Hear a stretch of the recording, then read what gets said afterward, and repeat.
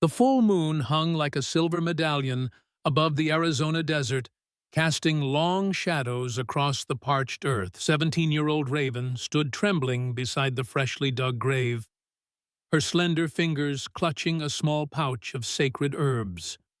The night air carried the scent of sage and desert flowers, too sweet, too peaceful for such a moment of grief.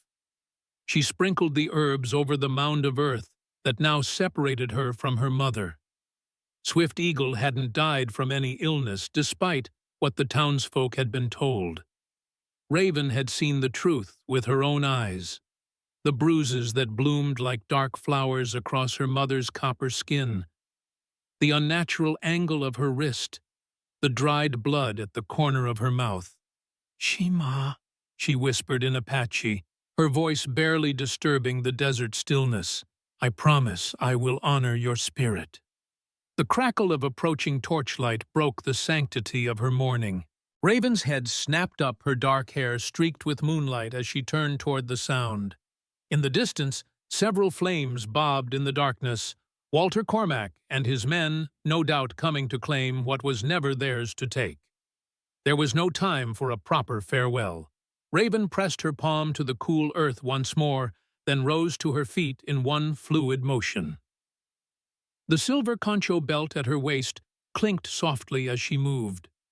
Without looking back, she slipped into the shadows of the desert, her moccasined feet silent against the sand and rock. Behind her, the voices of men grew louder, the torchlight stronger. Walter Cormac's voice carried on the night air, sharp and commanding. "Find the girl. She can't have gone far." Raven ran until her lungs burned and her legs trembled beneath her.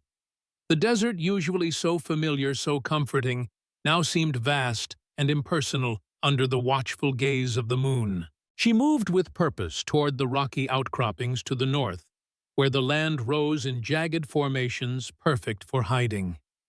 3 days, 3 days of hiding, of thirst that scraped her throat, raw of hunger that gnawed at her insides like a living thing.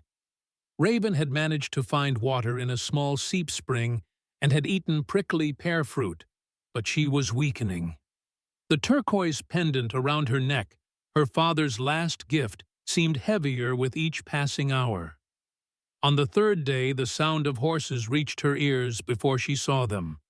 She pressed herself against the rust-colored rock, willing her body to become one with the stone. But exhaustion had made her careless. "There she is." A man's voice, triumphant and cruel, split the air. Raven pushed away from the rock, ready to run again, but her legs betrayed her. She stumbled, fell to one knee, and in that moment of weakness, they were upon her. Rough hands grabbed her arms, pulling her upright. Through the haze of exhaustion, she saw Walter Cormac dismount from his horse, his tall frame blocking the sun as he approached. His face, weathered by years in the Arizona sun, showed no emotion save for a cold satisfaction in his pale blue eyes. "Thought you could run from me, did you, girl?" His voice was deceptively soft. "That's not how this works. Not when there's so much at stake." Raven summoned what little strength she had left to look directly into his eyes. "This land is mine by right. My mother's land. You have no claim to it." The back of Cormac's hand struck her face with such force that she would have fallen if not for the men holding her arms. The taste of copper filled her mouth. "Your mother," he spat. The word was nothing but an Apache squaw who got ideas above her station. "And you." His gaze traveled over her with contempt. "You're even less. Half-breed. Neither one thing nor the other." He leaned closer, his breath hot against her face. "But you have something I want, girl. Something your father left behind. And you're going to give it to me." They dragged her back to Whispering Pines, the small ranch that had once been her sanctuary. The modest adobe house with its wooden porch looked the same, yet everything had changed. Her mother's herb garden was already withering from neglect, and unknown men lounged on the porch, smoking and laughing. Cormac had her tied to the fence post in the corral, her back to the unforgiving sun. The rough wood dug into her spine, the ropes cutting into her wrists and ankles. Her cotton dress offered little protection against the relentless heat. "You'll stay there until you're ready to sign these papers," Cormac said, waving a sheaf of documents before her face. "And tell me where your father hid his journal." Hours passed. The sun climbed higher, beating down upon her exposed skin. Thirst tormented her, but Raven refused to beg. She retreated into her mind, recalling the stories her mother had told her of the Apache ancestors who had endured far worse. She silently recited the prayers Swift Eagle had taught her, finding strength in the ancient words. "Usan," she whispered, invoking the Creator in the language of her mother's people.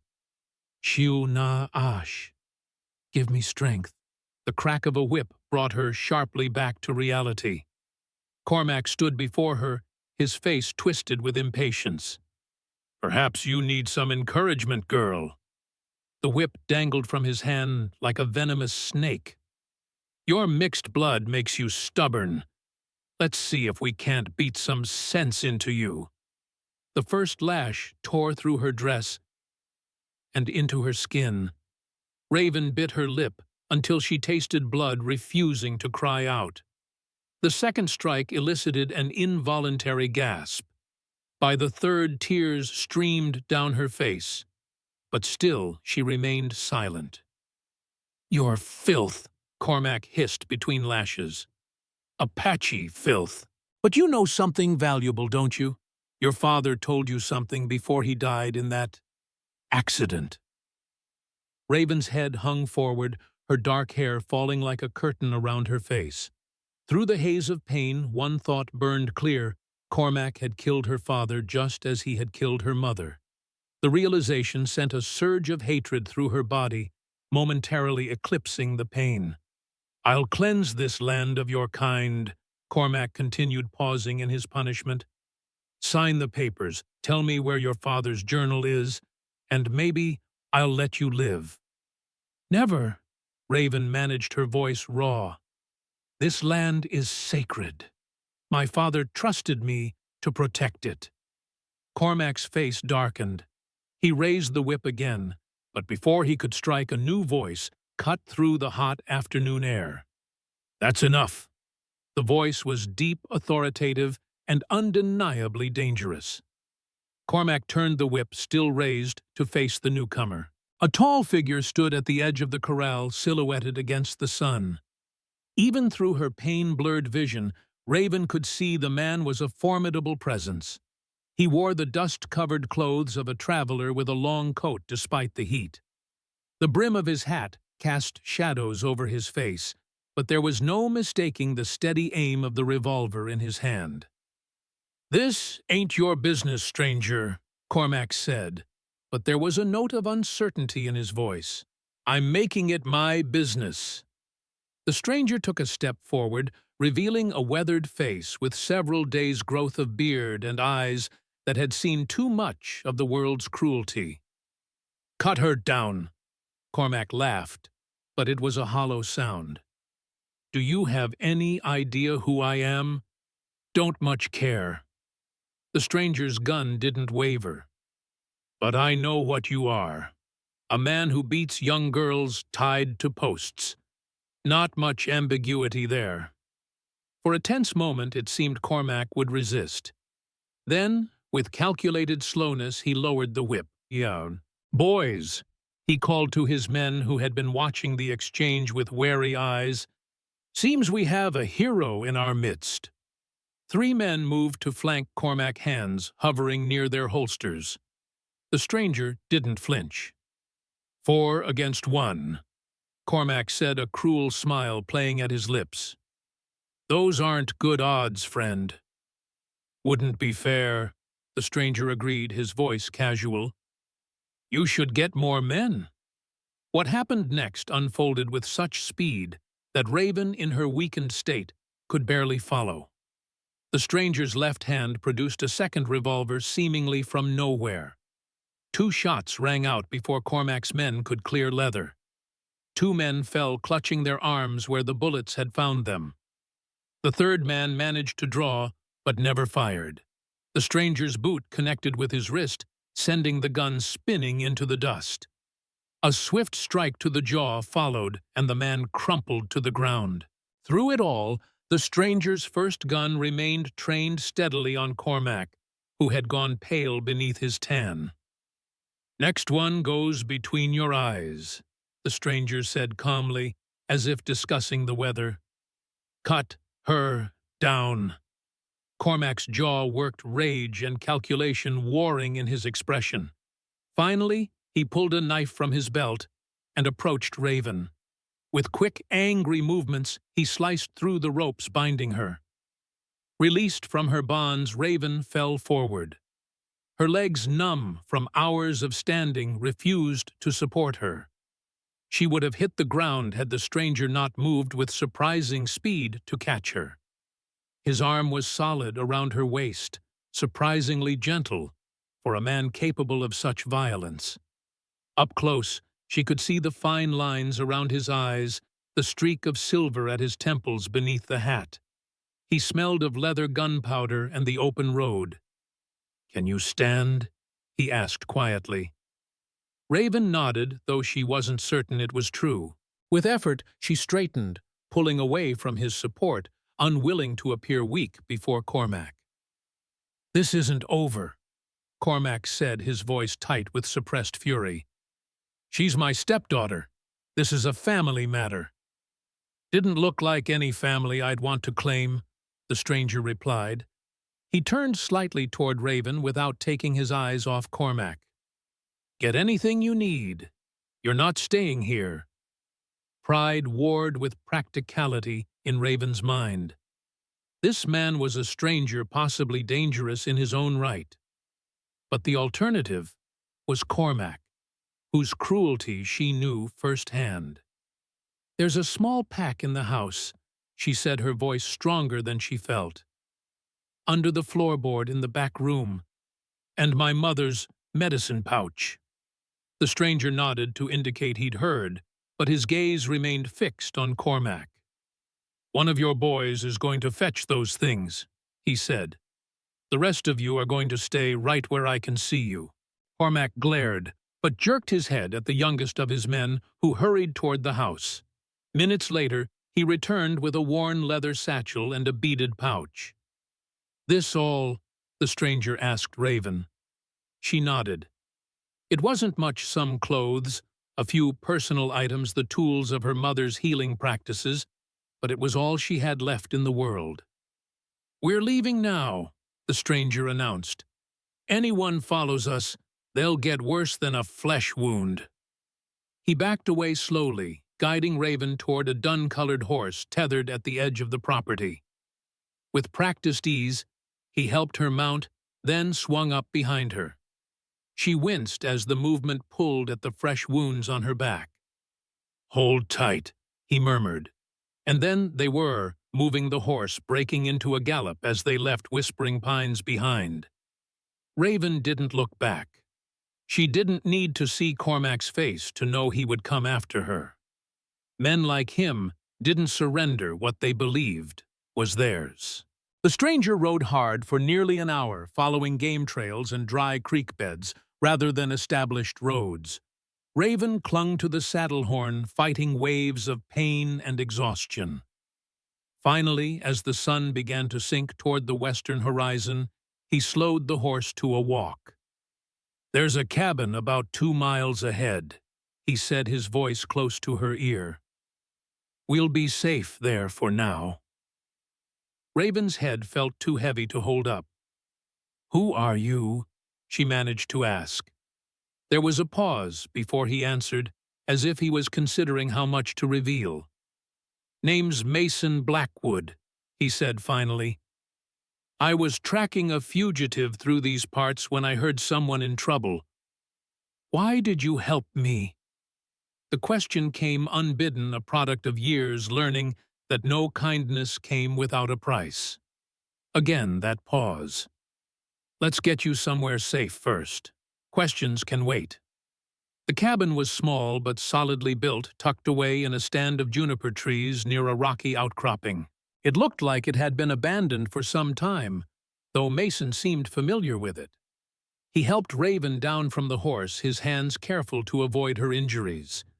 Inside was sparse but clean, a wooden table with 2 chairs, a small iron stove, a narrow bed in the corner, and shelves stocked with basic provisions. "Sit," Mason instructed, guiding her to one of the chairs. From his saddlebags, he produced a canteen of water, which he offered to her. Raven drank deeply the cool water, bringing immediate relief to her parched throat. While she drank, Mason busied himself at the stove, building a small fire. "Your back needs tending," he said without looking at her. "There's a screen in the corner if you want privacy. I've got some clean cloth and salve." Raven hesitated. Among her people, such injuries would be treated by the women of the tribe. But she was alone now, save for this stranger who had saved her life. "I can manage," she said, reaching for the medicine pouch her mother had prepared. Inside were herbs known for their healing properties, yarrow sage, and plants that grew only in certain hidden places in the desert. Mason nodded, respecting her decision. "I'll be outside seeing to the horse. Call if you need anything." Once alone, Raven moved behind the screen and carefully removed her torn dress. The lashes on her back burned like fire, but they weren't as deep as she had feared. Using a small mirror she found on a shelf, she applied her mother's healing mixture to the wounds, reciting the prayers Swift Eagle had taught her. By the time Mason returned, she had changed into the clean dress from her pack and was seated at the table again, her posture straight, despite the pain. "You should eat something," he said, placing a tin of beans on the stove to heat. Raven studied him openly now.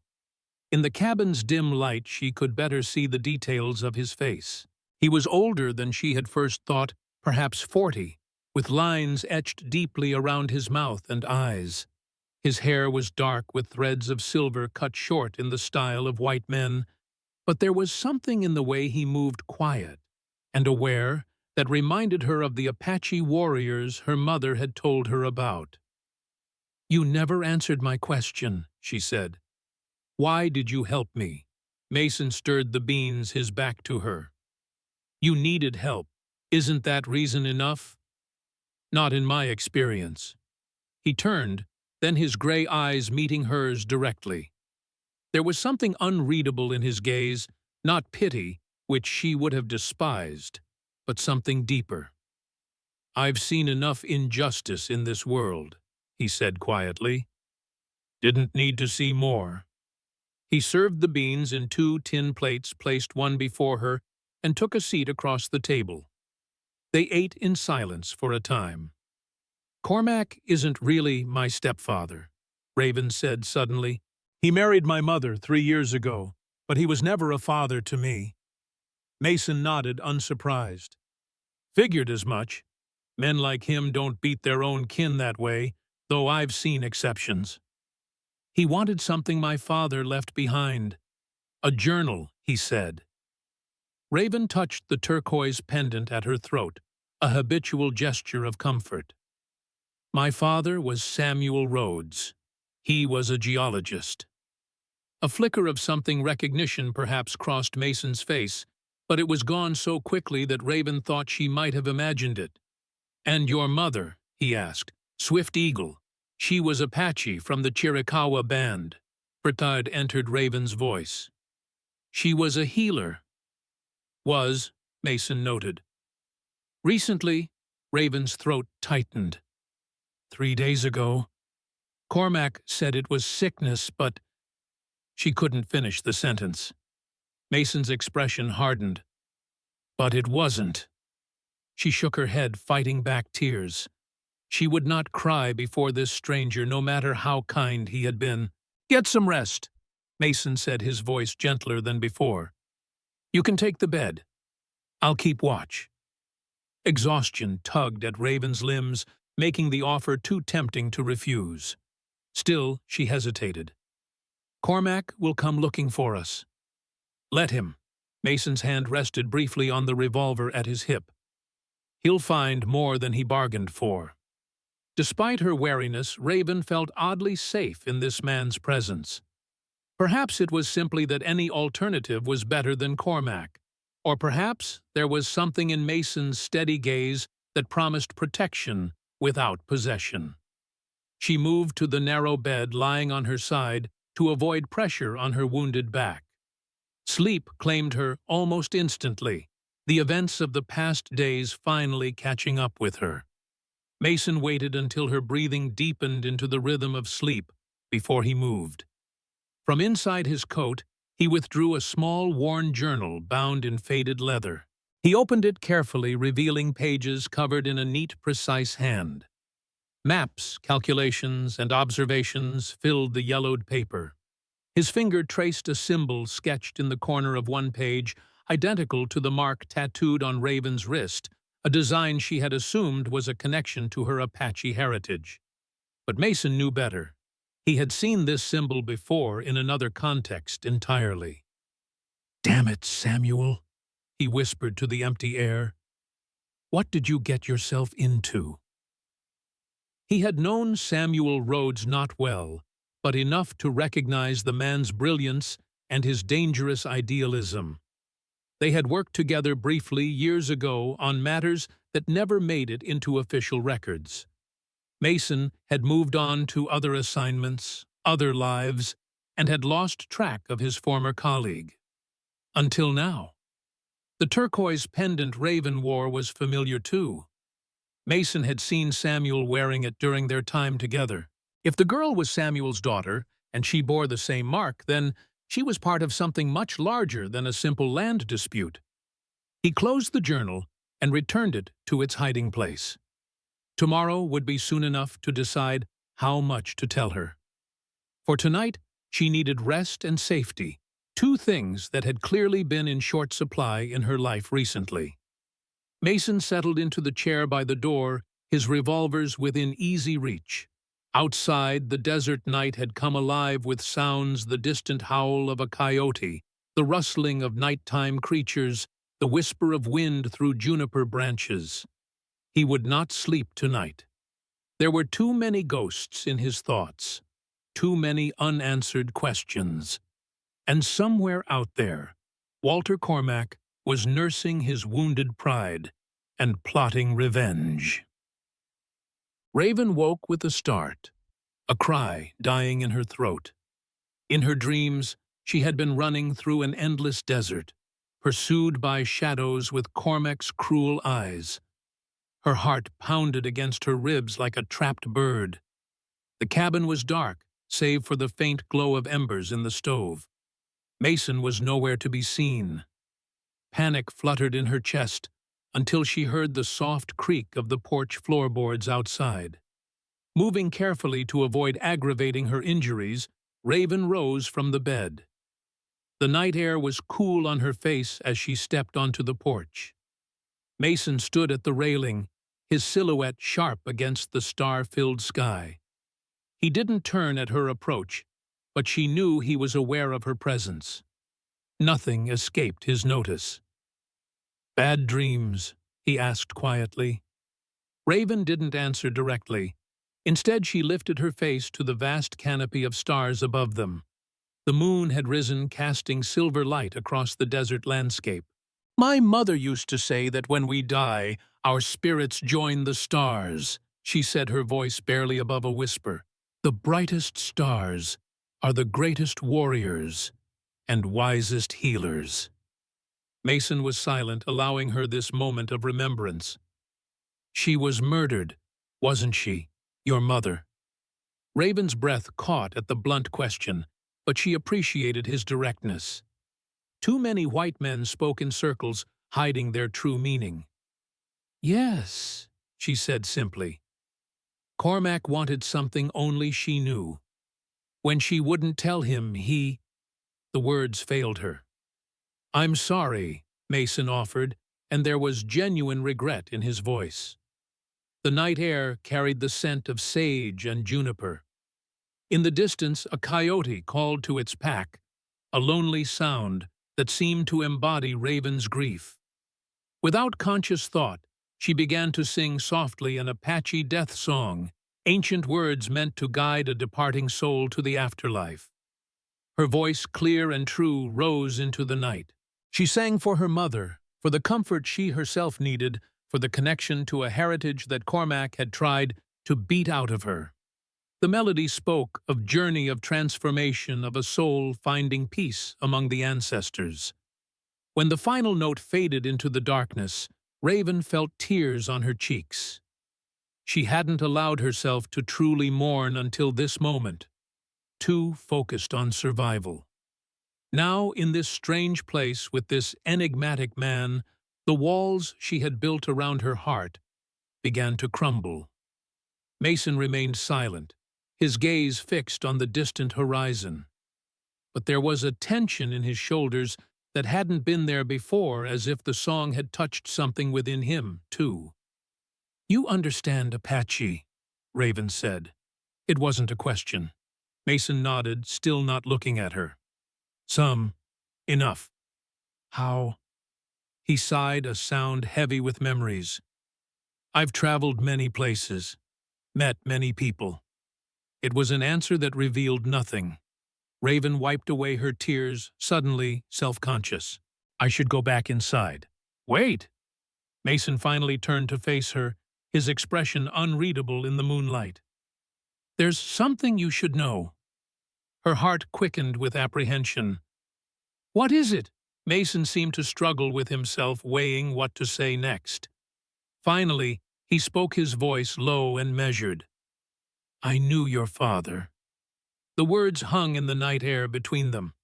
Raven stared at him, trying to determine if he was telling the truth. "How? When? Years ago? Before you were born, likely." Mason's hands gripped the porch railing. "We worked together briefly. He was a good man." Raven's mind raced. Her father had died when she was 7, in what her mother had always called an accident in the mines. She had few memories of him. A gentle voice, hands that were always dusty from his work, eyes the same blue as the turquoise he so often studied. "You said you were tracking a fugitive," she said slowly. "That's not the whole truth, is it?" Mason's silence was confirmation enough. "Who are you really, Mason Blackwood?" He turned to face her fully, his decision apparently made. "I was many things.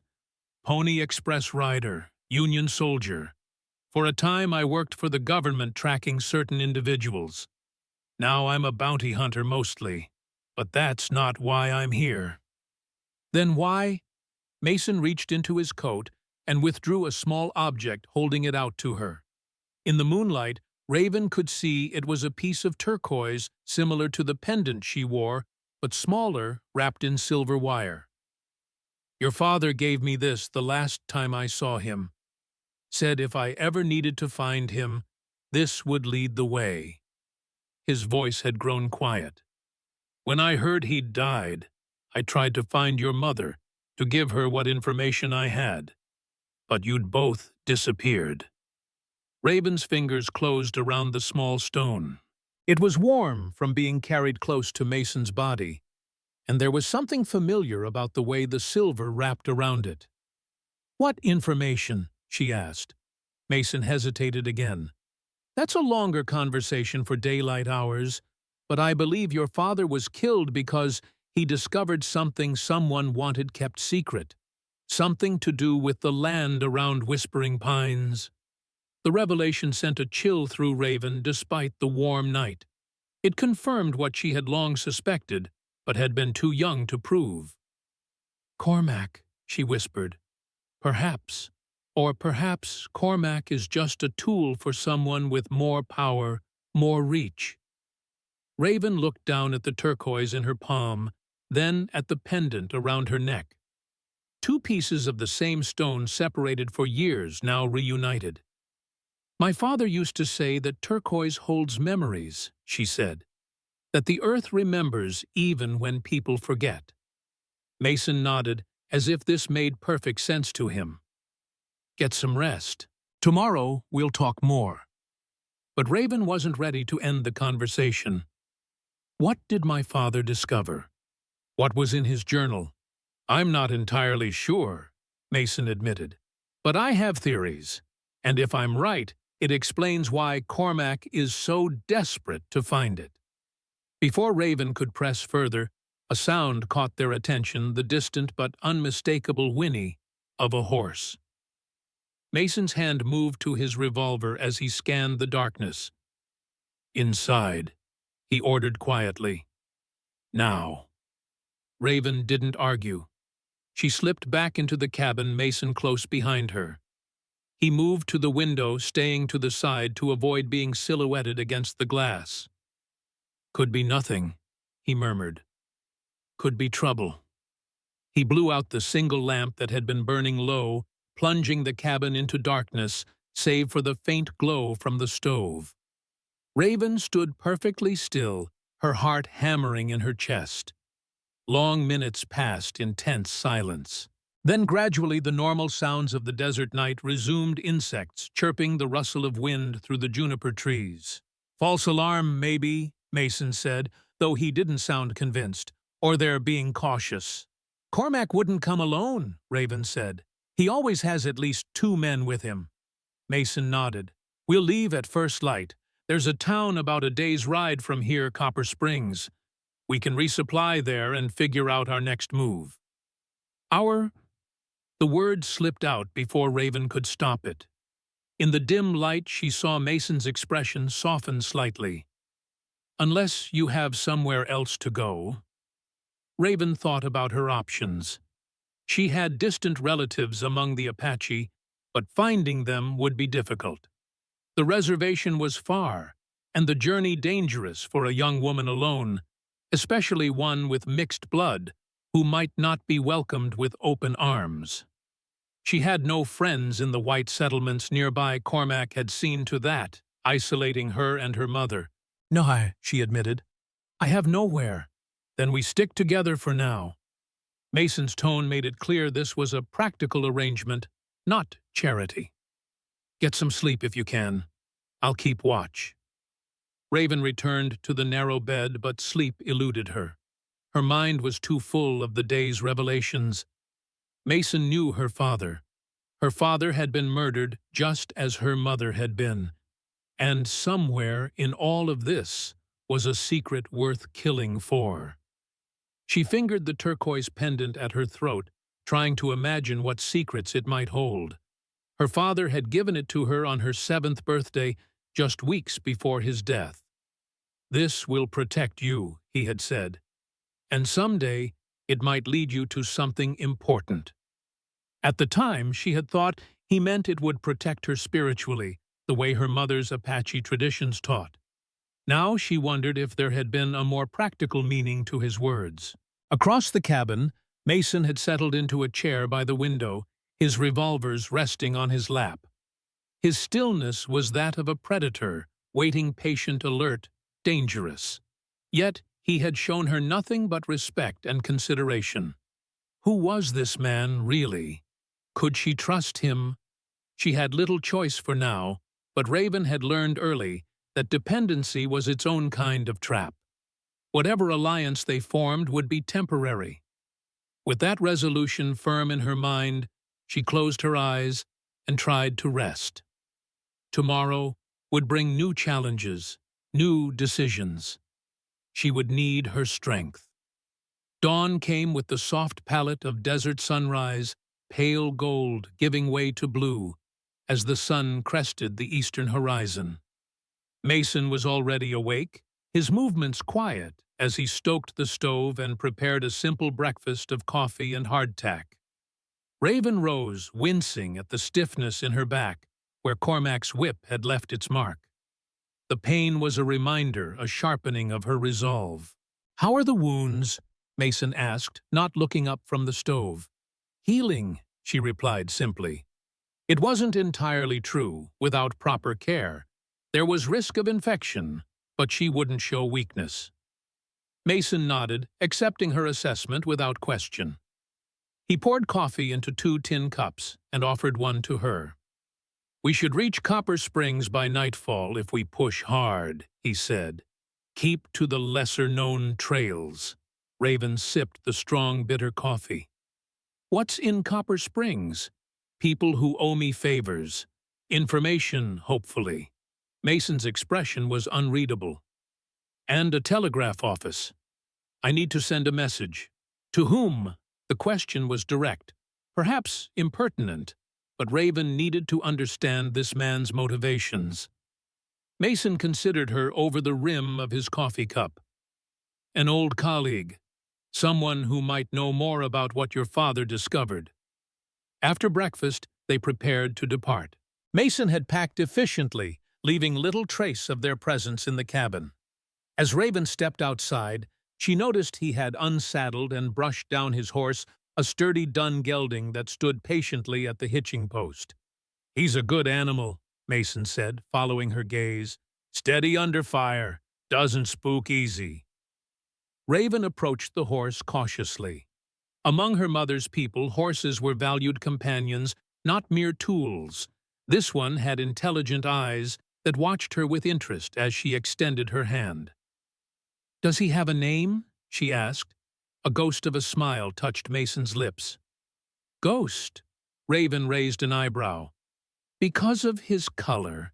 Because he saved me from becoming one more than once." The horse nuzzled Raven's palm gently. She stroked his velvety muzzle, speaking soft words in Apache. The animal's ears twitched forward, listening. "He likes you," Mason observed, sounding mildly surprised. "He's not usually friendly with strangers. Animals know who they can trust," Raven replied, a lesson her mother had taught her long ago. They mounted up Raven behind Mason as before. Her wounds protested the movement, but she bit back any sound of discomfort. As they rode away from the cabin, she found herself scanning the horizon, half expecting to see Cormac and his men in pursuit. Mason guided Ghost along game trails and dry washes, avoiding the more established routes. He rode with the confidence of someone who knew the land intimately, though he had the bearing of a man not native to these parts. "How do you know this area so well?" Raven asked after they had been riding for some time. Mason was silent for so long that she thought he might not answer. Finally he spoke, his voice carried back to her on the desert breeze. "I was stationed at Fort Bowie for a time years back. Learned to read the land from some of the Apache scouts there." This new piece of information shifted Raven's understanding of him. "You were a soldier for a while." "Fighting my mother's people," she said. It wasn't a question. Mason's shoulders tensed slightly. "Yes." The simple admission hung between them, complicated by history and blood. Raven found herself respecting his honesty, even as it created a new wariness in her. "That was another life," Mason added after a pause. "I saw things that changed my mind about who the real savages were." They rode in silence after that, each lost in private thoughts. The Arizona desert stretched around them, a landscape of stark beauty, red rock formations rising from the earth like the bones of ancient beasts, saguaro cacti standing sentinel against the sky, the occasional burst of wildflowers adding unexpected color to the rugged terrain. By midday, the heat had become oppressive. Mason found a small canyon with a seep spring offering shade and water. They dismounted, allowing Ghost to drink while they refilled their canteens. Raven knelt by the small pool of water, splashing her face. The cool liquid was a blessing against her sun-warmed skin. When she looked up, she caught Mason watching her with an odd expression. "What is it?" she asked. He shook his head slightly. "You look like her. Your mother." The observation took her by surprise. "You knew her too." Mason's gaze shifted away. We met once briefly. She had your same determination. Before Raven could question him further, Mason's posture changed. He straightened, head tilted, listening. His hand moved to the revolver at his hip. "Someone's coming," he said, voice barely above a whisper. "Get behind those rocks." Raven didn't argue. She moved quickly to the shelter of a large boulder, crouching low. Mason positioned himself behind a different rock, both revolvers now drawn. The sound of hoofbeats grew louder, approaching their hidden canyon. Raven held her breath, her heart pounding in her ears. Had Cormac found them so quickly, 3 riders appeared at the canyon's entrance, moving cautiously. They were not Cormac's men, but strangers, rough-looking characters, with trail dust coating their clothes and weapons prominently displayed. "Water here, like you said," one of them called back to his companions. "Good place for—" His words cut off abruptly as he spotted Ghost, still standing by the spring. "Someone's here," he said, his hand dropping to his sidearm. Mason stepped out from behind his cover, revolvers leveled. "Just passing through, gentlemen. No need for trouble." The 3 men tensed, evaluating the situation. Their leader, a tall man with a scar running down one cheek, narrowed his eyes. "Recognize him?" he asked his companions. "That's Blackwood, the bounty hunter." A flicker of uncertainty crossed the faces of the other men. Clearly, Mason's reputation preceded him. "We don't want no trouble either," the leader said carefully. "Just looking for water." "Help yourselves," Mason replied, his guns not wavering. "We were just leaving." The tense standoff continued for another moment before the leader nodded, a decision made. "Much obliged." Mason backed toward Ghost, keeping his eyes and one gun trained on the strangers. With his free hand, he gathered the reins. "Miss," he called, not looking in Raven's direction. "Time to go." Raven emerged from her hiding place, feeling exposed under the curious stares of the 3 men. She moved quickly to Mason's side. "Well, now," the leader drawled, his gaze traveling over Raven with open interest. "Didn't know you had company, Blackwood." "My business isn't yours," Mason replied, his voice carrying a clear warning. The man raised his hands in a placating gesture. "No offense meant. Just surprised to see Mason Blackwood riding with an Indian girl. Times change, I suppose." Raven stiffened at the man's tone, but Mason's hand on her arm cautioned patience. They mounted Ghost Mason, helping Raven up behind him with practiced efficiency. "Gentlemen," Mason nodded to the 3 men as he turned Ghost toward the canyon exit. They rode away at a measured pace, not so fast as to suggest fear, but quick enough to put distance between themselves and the strangers. Once they were well out of earshot, Raven spoke. "They knew you." "My reputation more likely," Mason replied. "I've brought in enough wanted men that some folks think twice about crossing me." They didn't seem afraid, just cautious. Mason glanced back at her. "Fear gets men killed. Caution keeps them alive." Those men were smart enough to know the difference. They continued riding, pushing harder now that their rest had been interrupted. The desert landscape gradually began to change the terrain, becoming more varied as they approached the foothills leading to Copper Springs. Scrub oak and pinon pine appeared among the cacti and creosote, signaling higher elevation. As the sun began its descent toward the western horizon, they crested a rise that offered their first view of Copper Springs. The small mining town sprawled across a valley, its buildings clustered around what had once been a productive copper mine. Even from a distance, Raven could see the telltale signs of a town in decline. Abandoned structures at the outskirts, the mine entrance boarded over. "Not much to look at," Mason commented, "but it has what we need." They approached cautiously, Mason alert for any sign of Cormac or his men. The main street was quiet in the late afternoon heat, with only a few people visible, a woman sweeping the boardwalk in front of a general store. A couple of old-timers playing checkers outside the barber shop, a dog sleeping in the dust. Mason guided Ghost to a small livery stable at the edge of town. The stable hand, a boy of perhaps 14, looked up from his work as they approached. "Mr. Blackwood," the boy said, recognition and respect in his voice. "Been a while."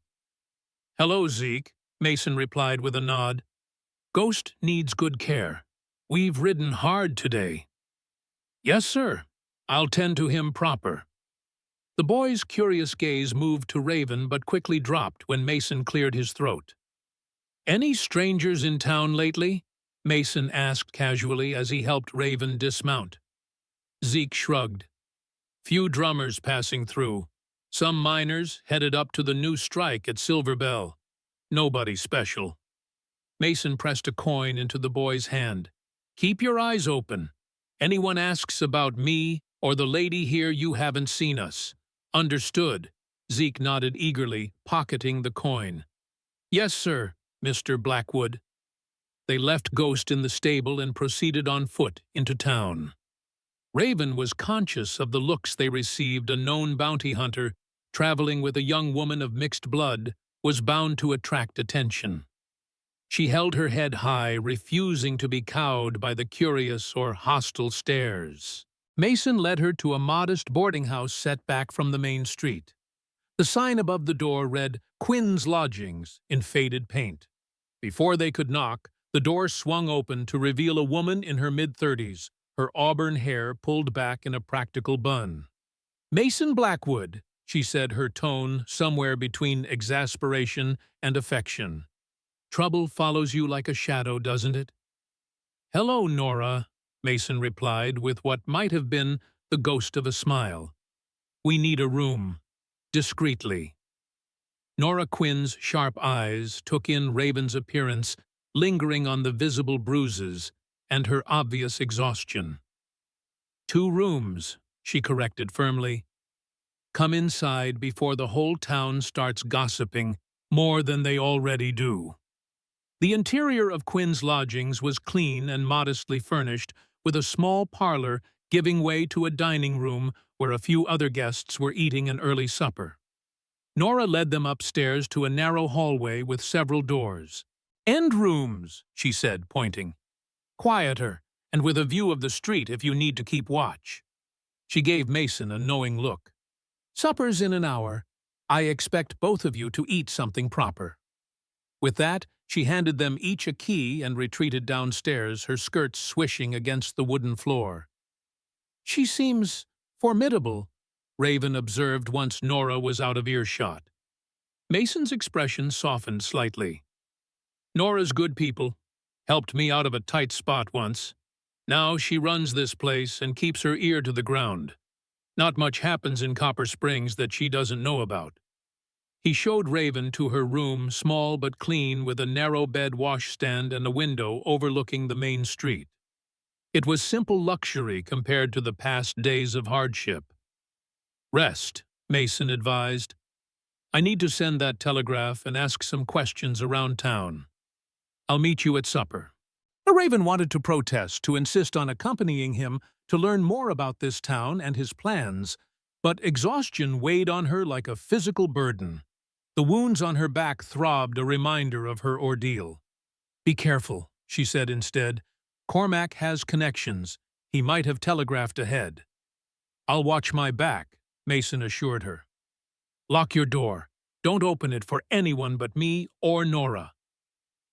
After he left, Raven sat on the edge of the bed, suddenly overwhelmed by the events of the past days.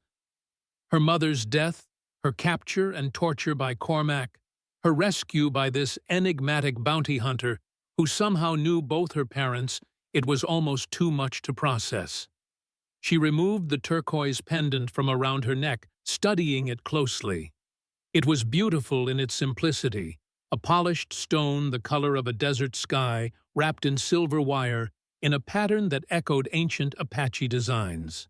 Had her father hidden some secret within it, as Mason seemed to believe?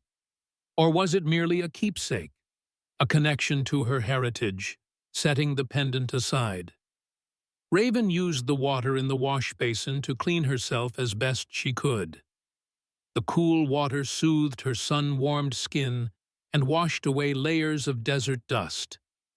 She reapplied her mother's healing salve to the wounds on her back, wincing as she twisted to reach them. Afterward, she lay down on the bed, intending only to rest for a moment. But the softness of the mattress and the quiet of the room conspired against her resolve. Within minutes, she had fallen into a deep, dreamless sleep.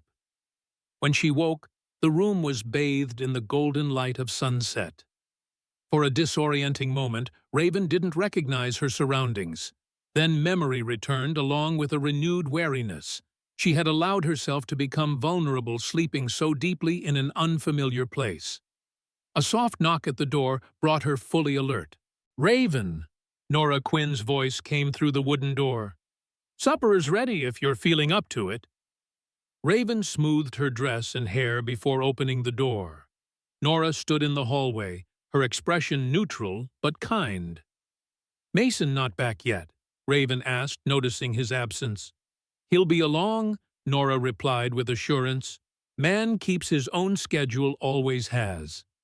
She led Raven downstairs to the dining room, where a few other guests were already seated at a long table. Conversation died briefly as Raven entered, then resumed with deliberate casualness. She felt the weight of their sidelong glances, the unspoken questions. Nora guided her to a seat at the far end of the table, somewhat separate from the other diners. It was a considerate gesture, offering some privacy while not completely isolating her. "Thank you," Raven said quietly, as Nora placed a bowl of fragrant stew before her. "Eat," Nora instructed. "You look like you haven't had a proper meal in days." The stew was hearty and flavorful, with chunks of beef, potatoes, and carrots in a rich broth. Raven hadn't realized how hungry she was until the first taste touched her lips. She ate slowly, savoring each bite, aware of the luxury of hot food after days of deprivation.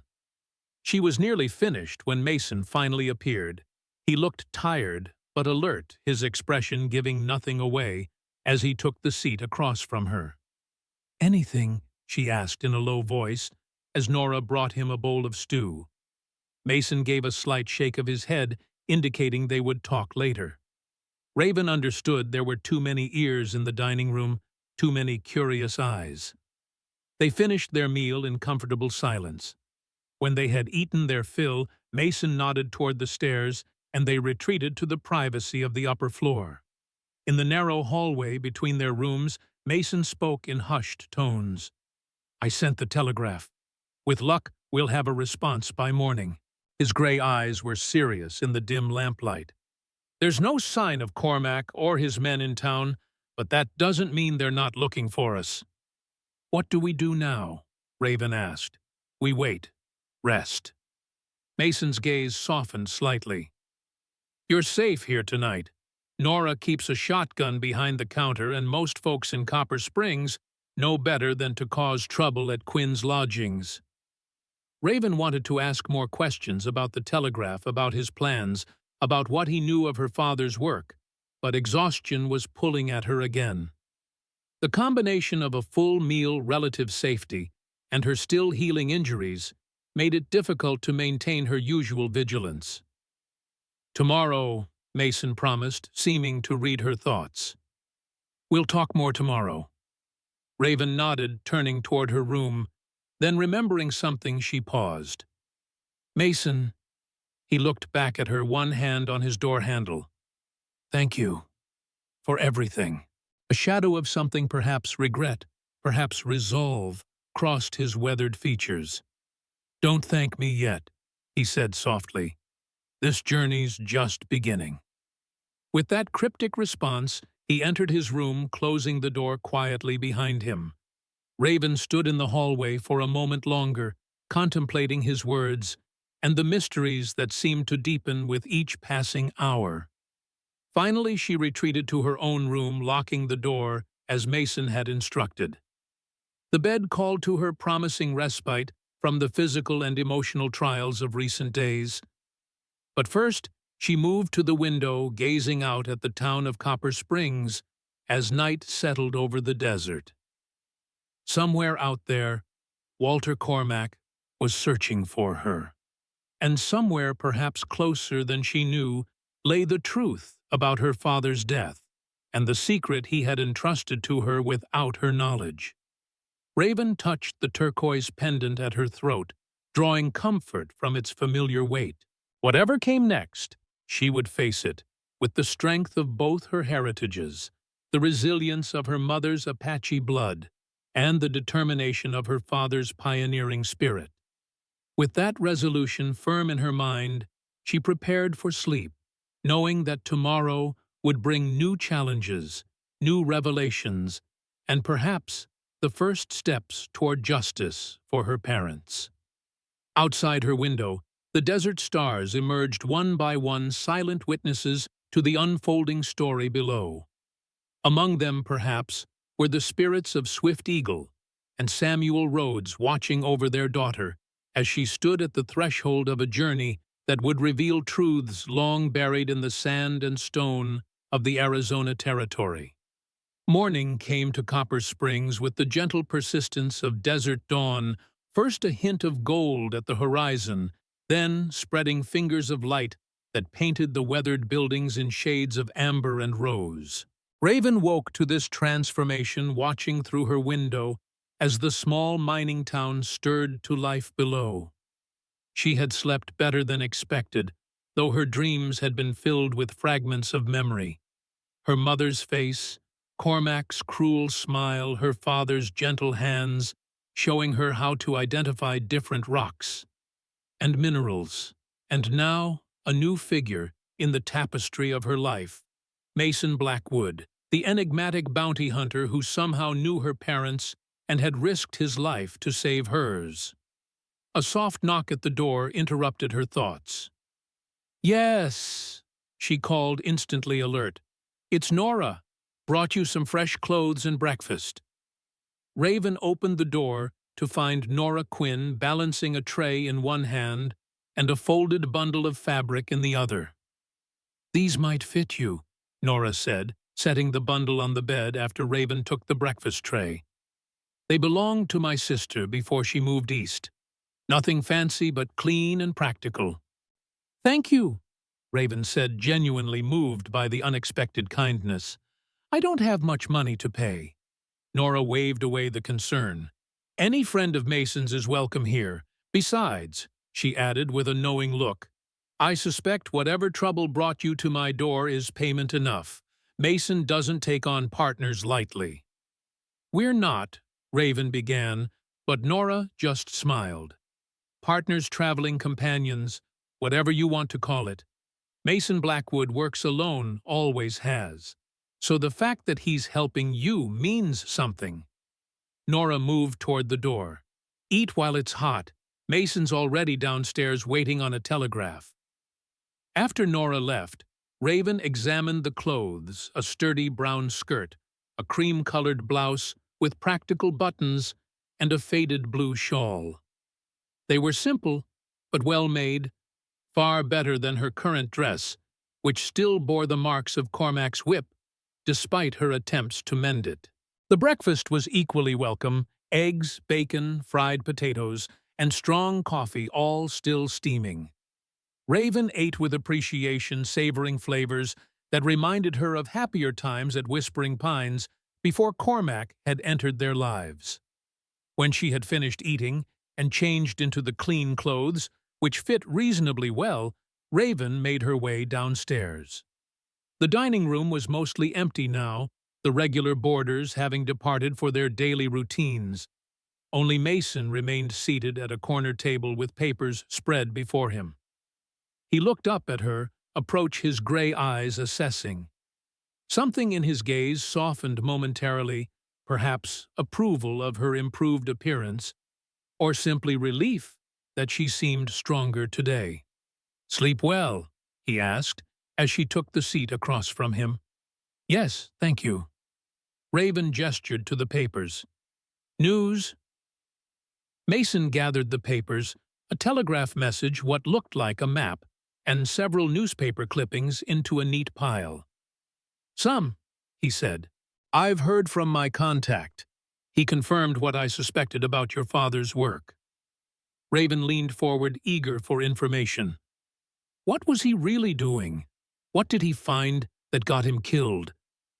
Mason glanced around the empty dining room before speaking, his voice low. "Your father wasn't just a geologist. He was working for the government, documenting abuses against the Indian tribes and illegal land seizures throughout the territory." The revelation was both surprising and somehow not. It aligned with the man Raven remembered, principled, concerned with justice, respectful of the Apache culture her mother had shared with him. But why in secret, she asked. Because powerful people were involved. Mining companies, railroad interests, even territorial officials. Mason tapped the pile of papers. Samuel was building a case, gathering evidence. If he'd succeeded, several prominent men would have faced federal charges. And Cormac, Raven's throat tightened at the name. How does he fit into this? I'm still piecing that together. He was military before he showed up at Whispering Pines, but he left under circumstances that aren't clear. My contact is looking into it. Mason's expression darkened. One thing's certain, he's working for someone with influence. A man like Cormac doesn't have the vision for the kind of scheme your father uncovered. Raven absorbed this information, connecting it with what she already knew. He kept asking about my father's journal, she said slowly. And maps. He seemed convinced I knew where they were hidden. Mason nodded. Your father would have kept detailed records, names, dates, evidence of transactions, the kind of information that could destroy reputations and fortunes. But I don't know where any journal is, Raven protested. If my mother knew, she never told me. Maybe she didn't need to tell you, Mason said, his gaze dropping to the turquoise pendant at Raven's throat. Your father gave you that, didn't he? Raven's hand rose to touch the smooth stone. Yes, for my 7th birthday, just before he died. May I? Mason held out his hand. After a moment's hesitation, Raven removed the pendant and placed it in his palm. Mason examined it carefully, turning it over in the morning light that streamed through the dining room windows. The design, he murmured, tracing the silver wire that wrapped around the stone in an intricate pattern. It's not just decorative. What do you mean? Mason reached into his pocket and withdrew the small piece of turquoise he had shown her the night before, the one her father had given him years ago. He placed them side by side on the table. Look closely, he instructed. Raven leaned forward, studying the two pieces. At first glance, they appeared similar, both turquoise, wrapped in silver wire. But as she examined the patterns more carefully, she began to see subtle differences.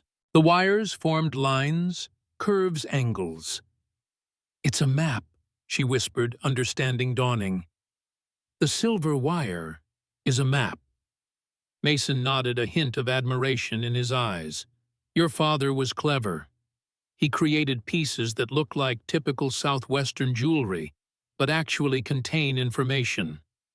The question is a map to what, and where's the key to reading it? Before Raven could respond, the dining room door opened and Nora entered with a fresh pot of coffee. The conversation paused as she refilled their cups, her sharp eyes noting the two turquoise pieces on the table, but making no comment.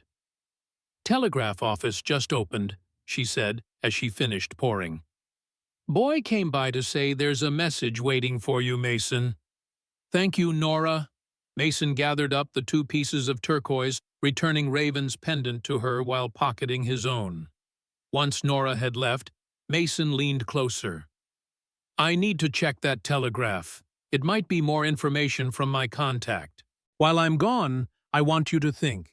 Is there anything else your father gave you? Any other clues, symbols, or messages that might help us understand the map? Raven fastened the pendant around her neck again, finding comfort in its familiar weight. "I'll try to remember," she promised. "But it was a long time ago, and I was young." "Sometimes children notice things adults miss," Mason said. "And sometimes memories return when we least expect them." He stood collecting the papers on the table. "Stay inside until I return. Copper Springs may seem quiet, but Cormac could have allies here."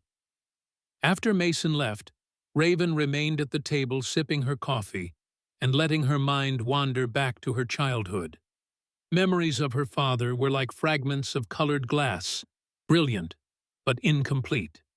His deep laugh, the smell of tobacco and earth that always clung to his clothes, the way he would spend hours examining a single rock, turning it in his large, gentle hands.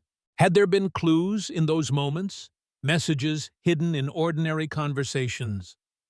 Raven closed her eyes, trying to recall the days leading up to his death. A memory surfaced, sitting on her father's knee as he showed her a book of maps. "Maps tell stories," he had said, "about the land, about the people who live on it, about the past and the future." She had asked him if he could make a map of their ranch, and he had smiled that warm smile that crinkled the corners of his eyes. "I already have, Raven Girl. The most important parts, anyway."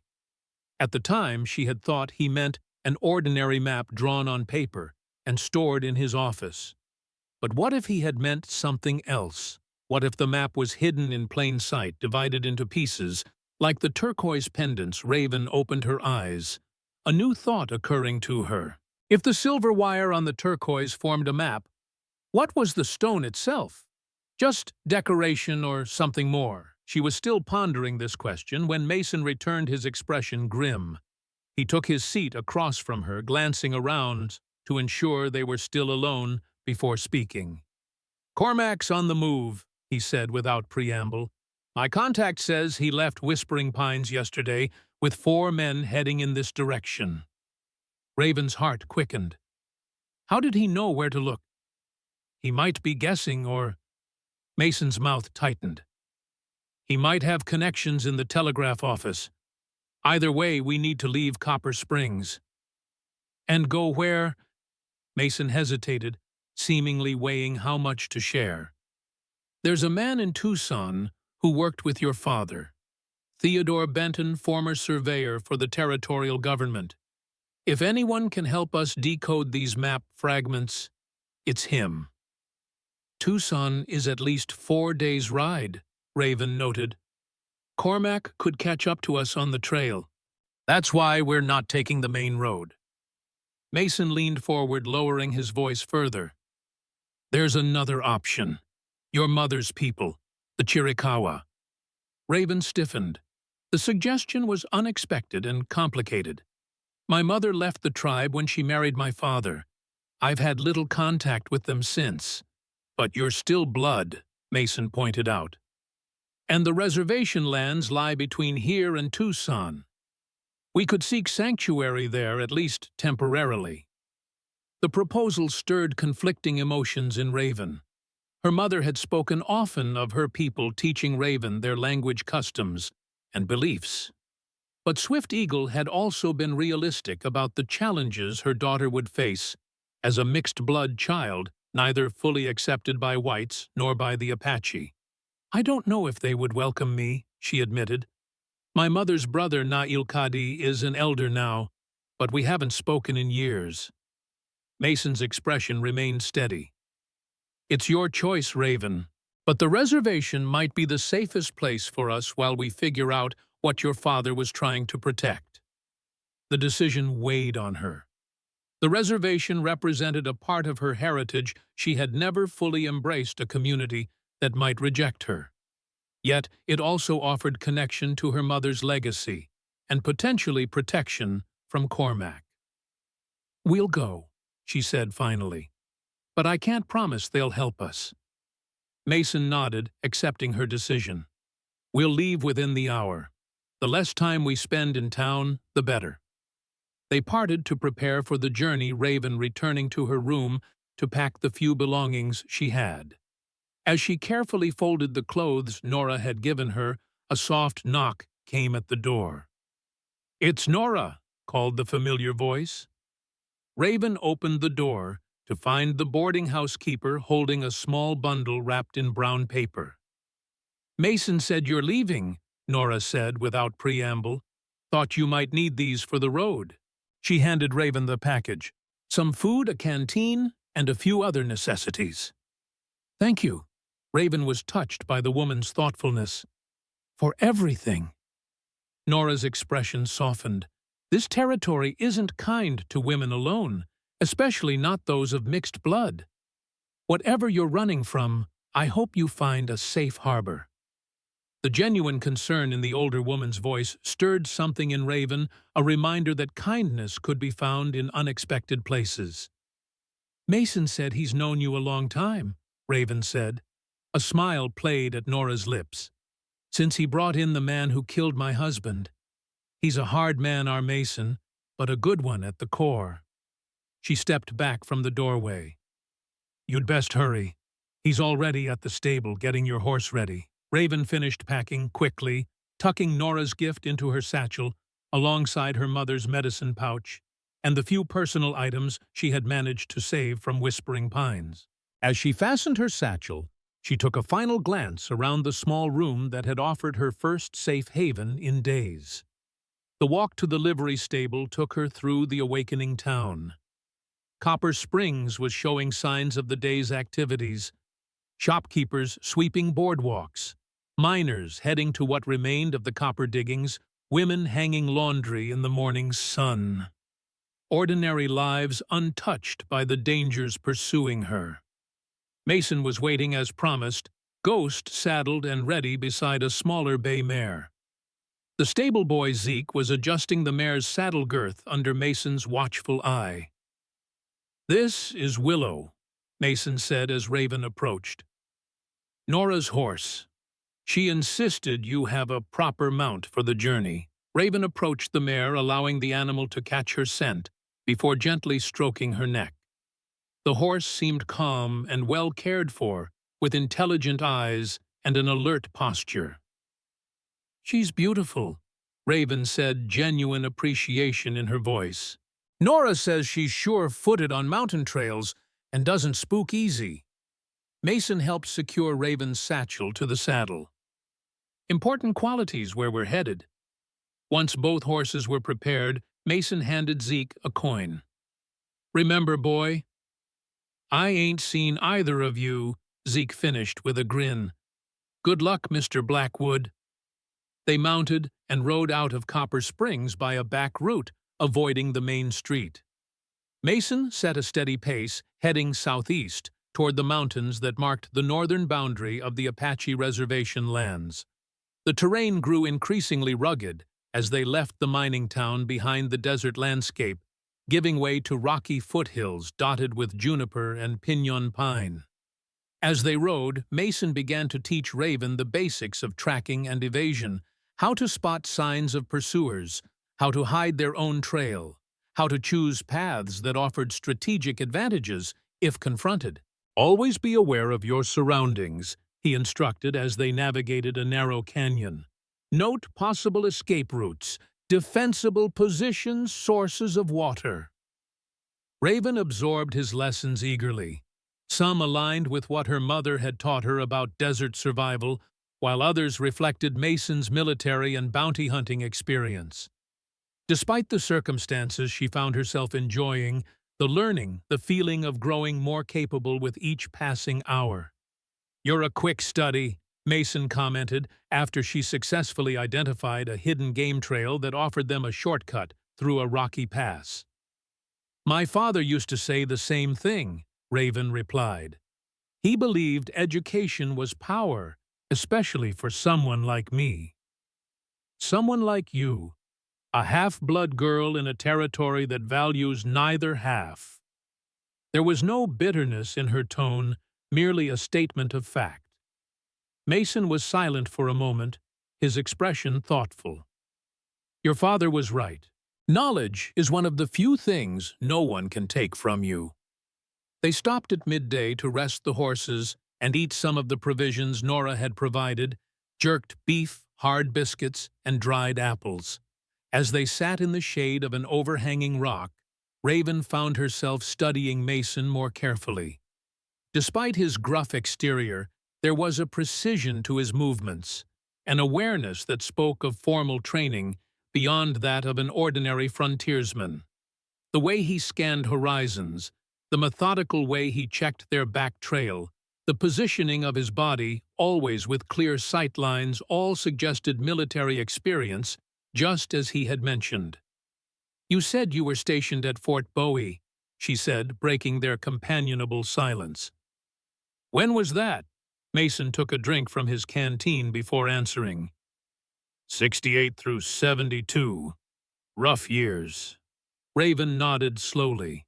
Those had been difficult times for the Apache, with increasing pressure from white settlers and escalating conflicts with the military. "You worked with Apache scouts there?" she asked, recalling his earlier comment. "Yes." Mason's face remained impassive, but something flickered in his eyes. Perhaps regret, perhaps respect. "Good men. Better trackers than any white scout I ever met." "And that's where you learned our language." "Some," he acknowledged. "Learned more later when I left the army and started bounty hunting. Useful skill in this territory." Raven sensed there was more to the story gaps. He wasn't filling experiences, he wasn't sharing. But she didn't press. Everyone had secrets, and Mason had earned the right to keep his. They continued their journey through the afternoon, the landscape growing more dramatic as they entered the foothills of the Chiricahua Mountains. These were sacred lands to her mother's people, filled with towering rock formations, hidden springs, and ancient cave dwellings. As the sun began its descent, casting long shadows across the rocky terrain, Mason led them to a small, sheltered hollow beside a spring-fed stream. It was a defensible position with good visibility of the surrounding area, but screened from casual observation by large boulders and juniper trees. "We'll camp here for the night," he said, dismounting. "Water for the horses, and we can have a small fire without it being seen from a distance." They established their camp with efficient teamwork, Mason tending to the horses, while Raven gathered firewood and prepared a simple meal from their provisions. As darkness fell, the small fire cast flickering light across the rocky hollow, creating an island of warmth in the vast, cooling desert. After they had eaten, Mason spread out a worn map on a flat rock near the fire. "We're here?" he said, pointing to a spot in the foothills. "The reservation begins about 15 miles southeast. We should reach it by midday tomorrow if we start at dawn." Raven studied the map, noting familiar landmarks from her mother's stories. "My uncle's band usually camps near this creek," she said, indicating a location within the reservation boundaries. "At least they did when my mother was alive." Mason folded the map and returned it to his saddlebag. "When we reach the reservation, I'll follow your lead. These are your people." The simple statement carried unexpected weight. These were her people, at least in part, yet she had lived most of her life separated from them. Would they welcome her, or see her as an outsider? The blue eyes she had inherited from her father marked her as different, a constant reminder of her mixed heritage. As if reading her thoughts, Mason spoke again. "Your mother was respected among the Chiricahua. That counts for something." "It might," Raven agreed. "Or they might see me as a reminder of what they've lost: their freedom, their way of life. A half-blood child of a woman who chose to live with a white man." The fire crackled between them, sending sparks upward to join the stars now emerging in the darkening sky. Mason's face was half in shadow, making his expression difficult to read. "We all make choices," he said finally. "Your mother chose love. There's honor in that, whatever the consequences." The simple statement carried a resonance that suggested personal experience. Had Mason also made choices for love with consequences, he still carried. It seemed likely, given the shadows that sometimes crossed his face when he thought no one was watching. "Get some sleep," he said, rising to his feet. "I'll take first watch." Raven unrolled her bedroll near the fire, grateful for its warmth as the desert night grew cooler. Despite the comfort of the camp, sleep eluded her. Her mind was too full of questions, too aware of the dangers still pursuing them, too conscious of the uncertain reception that awaited them at the reservation. Above the stars wheeled slowly in their ancient patterns, the same stars her mother's people had followed for countless generations.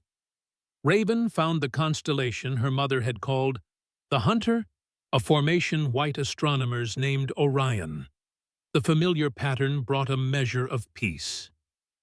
"Shema," she whispered in Apache, addressing her mother's spirit. "Guide me tomorrow. Help me find my place among your people." Eventually, exhaustion overcame her racing thoughts, and Raven drifted into sleep.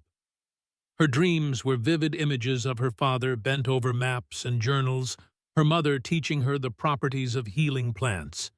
Cormac's face twisted with rage, and through it all the turquoise pendant glowing with an inner light, trying to show her something just beyond her understanding.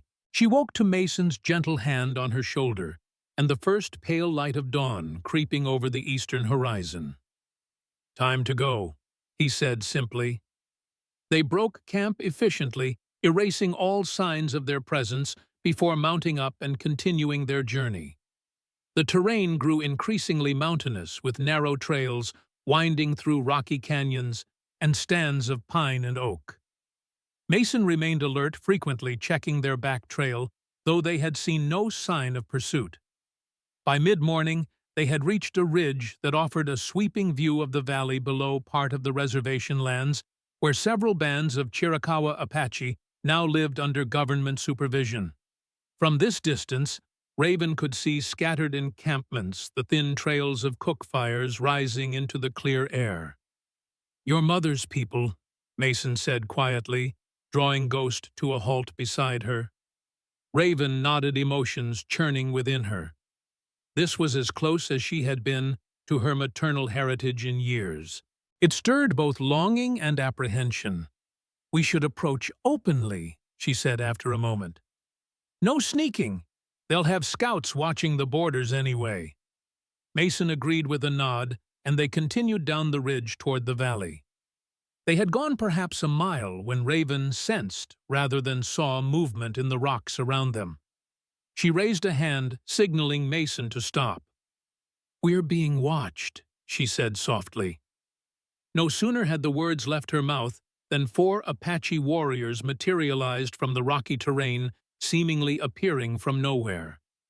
They were armed with a mix of traditional weapons and rifles, their expressions wary, but not openly hostile. Raven straightened in her saddle, summoning the Apache language her mother had taught her.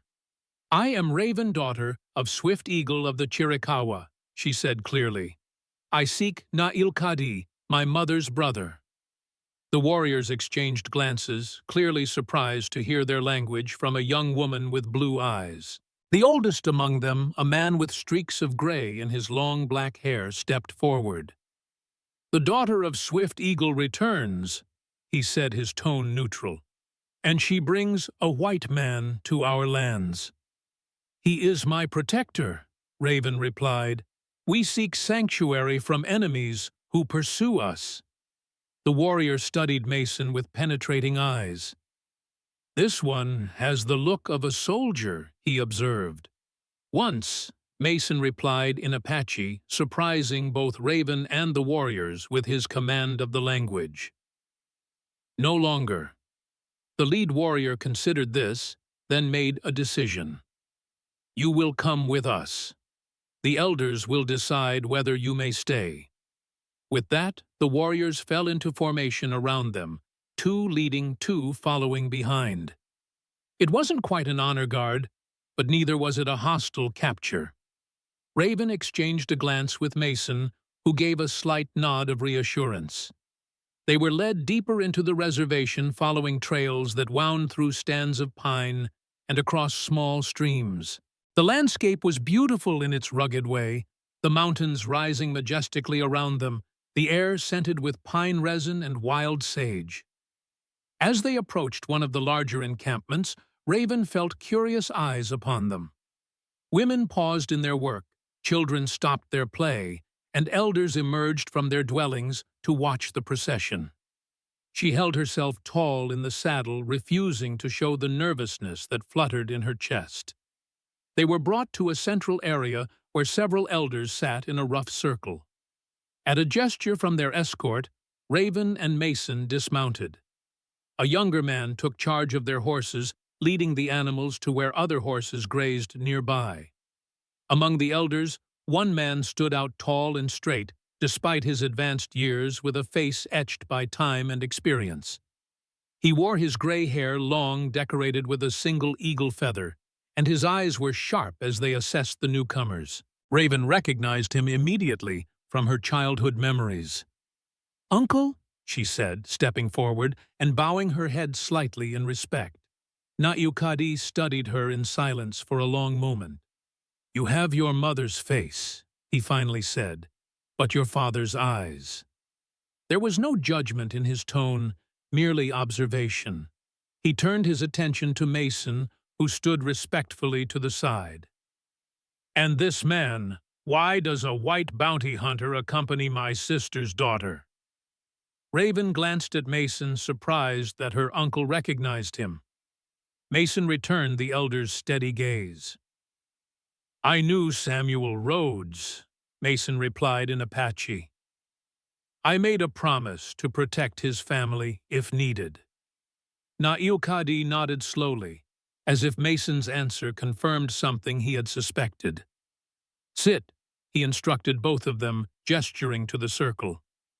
"Tell us what brings you to the land of your ancestors, daughter of Swift Eagle." And so, seated in the circle of elders under the Arizona sun, Raven told her story, her mother's death at Cormac's hands, her own captivity, and escape with Mason's help, and their discovery that her father had hidden important information in the turquoise pendants. She spoke in a mixture of Apache and English, switching languages as needed to convey certain concepts. The elders listened without interruption, their weathered faces revealing little of their thoughts. When she had finished, a silence fell over the circle, broken only by the distant sounds of the camp children's laughter, the rhythmic pounding of someone preparing hides, the soft nickering of horses. Finally, Na'Yukadi spoke. "Swift Eagle was wise to protect her daughter from this evil man, and wise to teach you our ways, even as you lived in the white world." He turned to the other elders. "My sister's daughter and her companion will stay with us while they heal and plan their next steps. They are under my protection." The decision, delivered simply but firmly, sent a wave of relief through Raven. She had found sanctuary, at least temporarily, among her mother's people. "Thank you, Uncle," she said sincerely. Na'Yukadi rose, signaling the end of the council. "Come, you will stay in my family's camp. There is much to discuss, but first, you must rest and eat." As they followed the elder through the encampment, Raven was acutely aware of the curious glances from the people they passed. She was a curiosity, clearly part Apache, but with her father's blue eyes and lighter skin. Yet there was no open hostility in their gazes, merely the natural wariness toward someone who straddled two worlds. Na'Yukadi's camp consisted of several traditional wickiups arranged around a central cooking area. He introduced them to his wife, Listens to Wind, an older woman with kind eyes and capable hands, who immediately set about preparing food for the newcomers. While they ate a simple but nourishing meal of cornmeal, dried meat, and wild greens, Na'Yukadi spoke of Swift Eagle, her skills as a healer, her strong spirit, her decision to marry Samuel Rhodes, despite the challenges such a union would bring. "She saw something in your father that others did not," the elder told Raven. a respect for our ways, a desire to protect the land rather than exploit it. He said my father was working to document abuses against the tribes, Raven said, gesturing toward Mason. Is that true? Na-il-Kadi nodded. Samuel Rhodes came first as a geologist studying the rocks and waters of our lands, but he saw the injustice being done to the people, how the government broke treaties, how settlers and miners took what was not theirs. He began to record these things, gathering evidence. Evidence that got him killed, Mason added quietly. The elder's eyes held ancient wisdom and newer sorrow. Many have died trying to bring justice to these lands. Your father was a brave man to stand between the powerful and those they would destroy. As the afternoon waned, Mason excused himself to check on their horses and survey the camp's defenses, a habit born of years living with danger. Once he had gone, Na-il-Kadi turned his full attention to Raven. Now, niece, show me this pendant your father gave you. Raven removed the turquoise from around her neck and placed it in her uncle's weathered palm. The elder examined it carefully, turning it to catch the light in different ways. There is power here, he said finally. Not just in the stone which our people have always valued, but in what it represents. He traced the silver wire with a finger. This pattern, it speaks of places sacred to the Chiricahua. Sacred places, Raven leaned forward eagerly. You can read it, not all of it. It is only part of a greater whole, I think. He returned the pendant to her. But I recognize this formation here, what the white men call Castle Rock. And this curve could be Whitewater Creek, which runs near it. Both are places of power for our people. This new information sent Raven's thoughts racing. If the turquoise pendants indicated sacred Apache sites, what was her father trying to protect? And why would Cormac be so desperate to obtain this knowledge? There is someone you should speak with, Na-il-Kadi continued. Dancing Feather, our oldest medicine woman. She knew your mother well, and she understands the old ways better than anyone. She may see what I cannot in your father's message. Before Raven could respond, a commotion arose from the edge of the camp. A young warrior ran toward them, speaking rapidly in Apache to Na-il-Kadi. The elder's expression grew grave. White men have been seen scouting the northern boundary of our lands, he translated for Raven. 4 riders, one matching the description of this Cormac you spoke of. Raven's blood ran cold. Cormac had found them already. Mason returned at that moment, alerted by the disturbance. What's happening? He asked, his hand instinctively moving to his revolver. Cormac, Raven said simply. He's near the reservation border. Mason's expression hardened. How many men with him? 4, she replied, relaying what the scout had reported. Mason turned to Na-il-Kadi. Will they enter the reservation? The elder's face was impassive. It would be unwise. Even with the army's restrictions, we have warriors who patrol our boundaries. But this man sounds desperate, and desperate men do foolish things. I will not bring danger to your people, Raven said firmly in Apache. If Cormac seeks me, perhaps I should leave. No, Na-il-Kadi replied with equal firmness. You are blood of our blood. The people protect their own. He turned to the young warrior who had brought the news and issued a series of commands in rapid Apache. What did you tell him? Mason asked as the warrior hurried away. He has ordered increased patrols along the northern boundary, Raven translated, and sent for Dancing Feather, the medicine woman who may help us understand the turquoise pendant. Mason nodded, his expression thoughtful. Good, but we should also prepare for the possibility that Cormac might try to enter the reservation. He's not the type to respect boundaries, legal or otherwise. As the sun dipped toward the western horizon, casting long shadows across the encampment, tensions remained high. Warriors moved with purpose, checking weapons and securing the perimeter. Women gathered children closer to the central areas, and elders conferred in low voices. In the midst of this controlled activity, a figure approached Nayukadi's camp, an elderly woman small in stature, but moving with surprising grace despite her advanced years.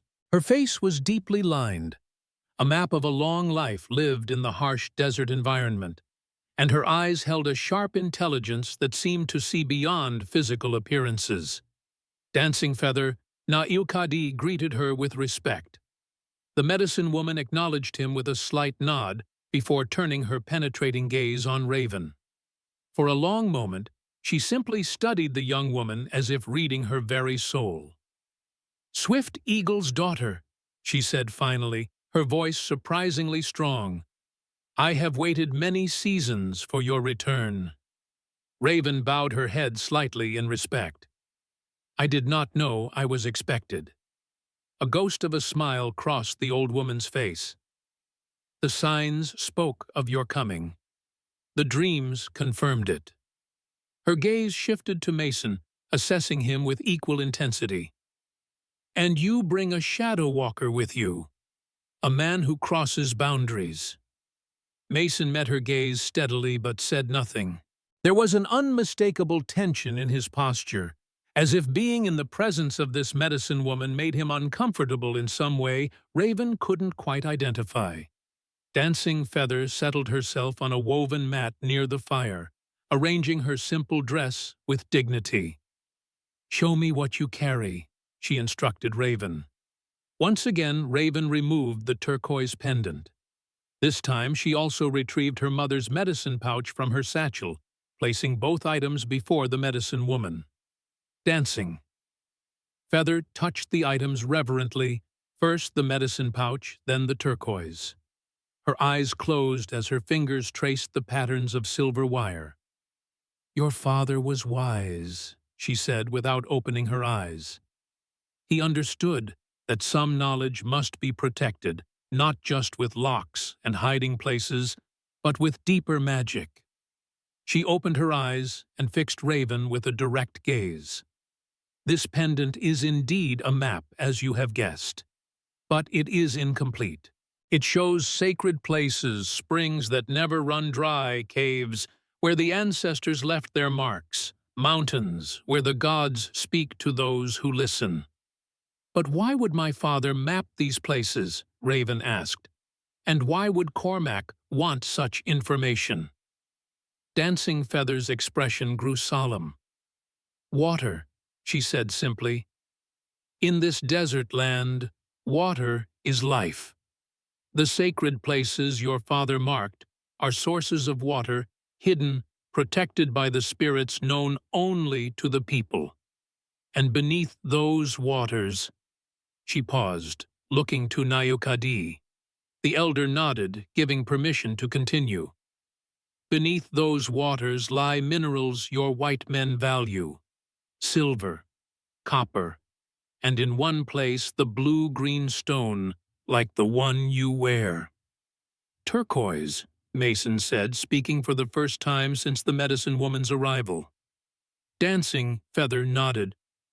"The heartstone of the people, sacred to us for generations, but to white men valuable for trade." The pieces began to fall into place in Raven's mind. So my father was mapping these sites not to exploit them, but to protect them, to document them as sacred to the Apache before mining interests could claim them. "Yes," Dancing Feather confirmed. "He worked with certain elders, those who trusted him with our secrets. Your mother was his guide, his translator between worlds." She lifted the turquoise pendant again, holding it up to catch the last rays of the setting sun. "But this is only part of the knowledge. The complete map would require at least 3 such pieces brought together in the right way at the right time." Mason leaned forward. "3 pieces," he repeated. "I have one. Raven has another. Where is the third?" Dancing Feather's eyes seemed to look through him, beyond him. That shadow walker is the question that has brought death to those who sought its answer. A chill ran down Raven's spine at the medicine woman's words. Her father had died protecting this knowledge. Her mother, too. And now Cormac was hunting her, determined to complete what he had started. As if summoned by these dark thoughts, a distant commotion broke the evening quiet. Shouts, the sound of running feet, the sharp crack of a rifle shot. Mason was on his feet instantly, revolver in hand. "Stay here," he ordered Raven, already moving toward the source of the disturbance. But Na'Yukadi stopped him with a raised hand. "Wait! Let our warriors handle this." The elder turned to the young woman who had been assisting his wife. "Take my niece and Dancing Feather to the cave shelter," he instructed. "Quickly, but without panic." "What about him?" the young woman asked, nodding toward Mason. Na'Yukadi's expression was unreadable. "The Shadow Walker chooses his own path." Raven gathered her mother's medicine pouch and the turquoise pendant, securing them safely before turning to Mason. "I should stay with my people," she said, torn between the instinct to flee and the desire to stand with those who had offered her protection. Mason's gray eyes met hers, serious but calm, despite the escalating sounds of conflict. "Your father entrusted you with knowledge that needs to be protected," he reminded her. "Go with Dancing Feather. I'll find you when it's safe." Before she could protest further, he turned to Na'Yukadi. "May I join your warriors?" he asked in Apache, a formal request that showed respect for the elder's authority. The old man studied him briefly before nodding. "You may, but remember, this is our land. We fight according to our ways." "Understood," Mason replied, checking his revolvers with practiced efficiency. Raven watched as Mason departed, with Na'Yukadi heading toward the northern edge of the camp where the commotion was growing louder. A mixture of emotions churned within her: fear for the safety of Mason and her newfound relatives, anger at Cormac's relentless pursuit, and a growing determination to end this threat once and for all. "Come, daughter of Swift Eagle," Dancing Feather said, her voice cutting through Raven's turbulent thoughts. "The answers you seek will not be found in battle." The old woman led the way, moving with surprising speed and agility for her age. Raven followed along with the young woman from Na'Yukadi's household. They headed away from the commotion toward a rocky outcropping that rose behind the encampment. As darkness fell completely, they navigated a narrow trail by the light of a small oil lamp carried by their guide. The path wound upward, becoming steeper as they ascended the rocky slope. Finally, they reached a narrow fissure in the stone face, barely visible unless one knew exactly where to look. The young woman entered first, followed by Dancing Feather. Raven hesitated at the entrance, looking back toward the encampment below. In the gathering darkness, she could see the flicker of torches and occasional flashes that might have been gunfire. Somewhere down there, Mason was fighting alongside her mother's people against Cormac and his men.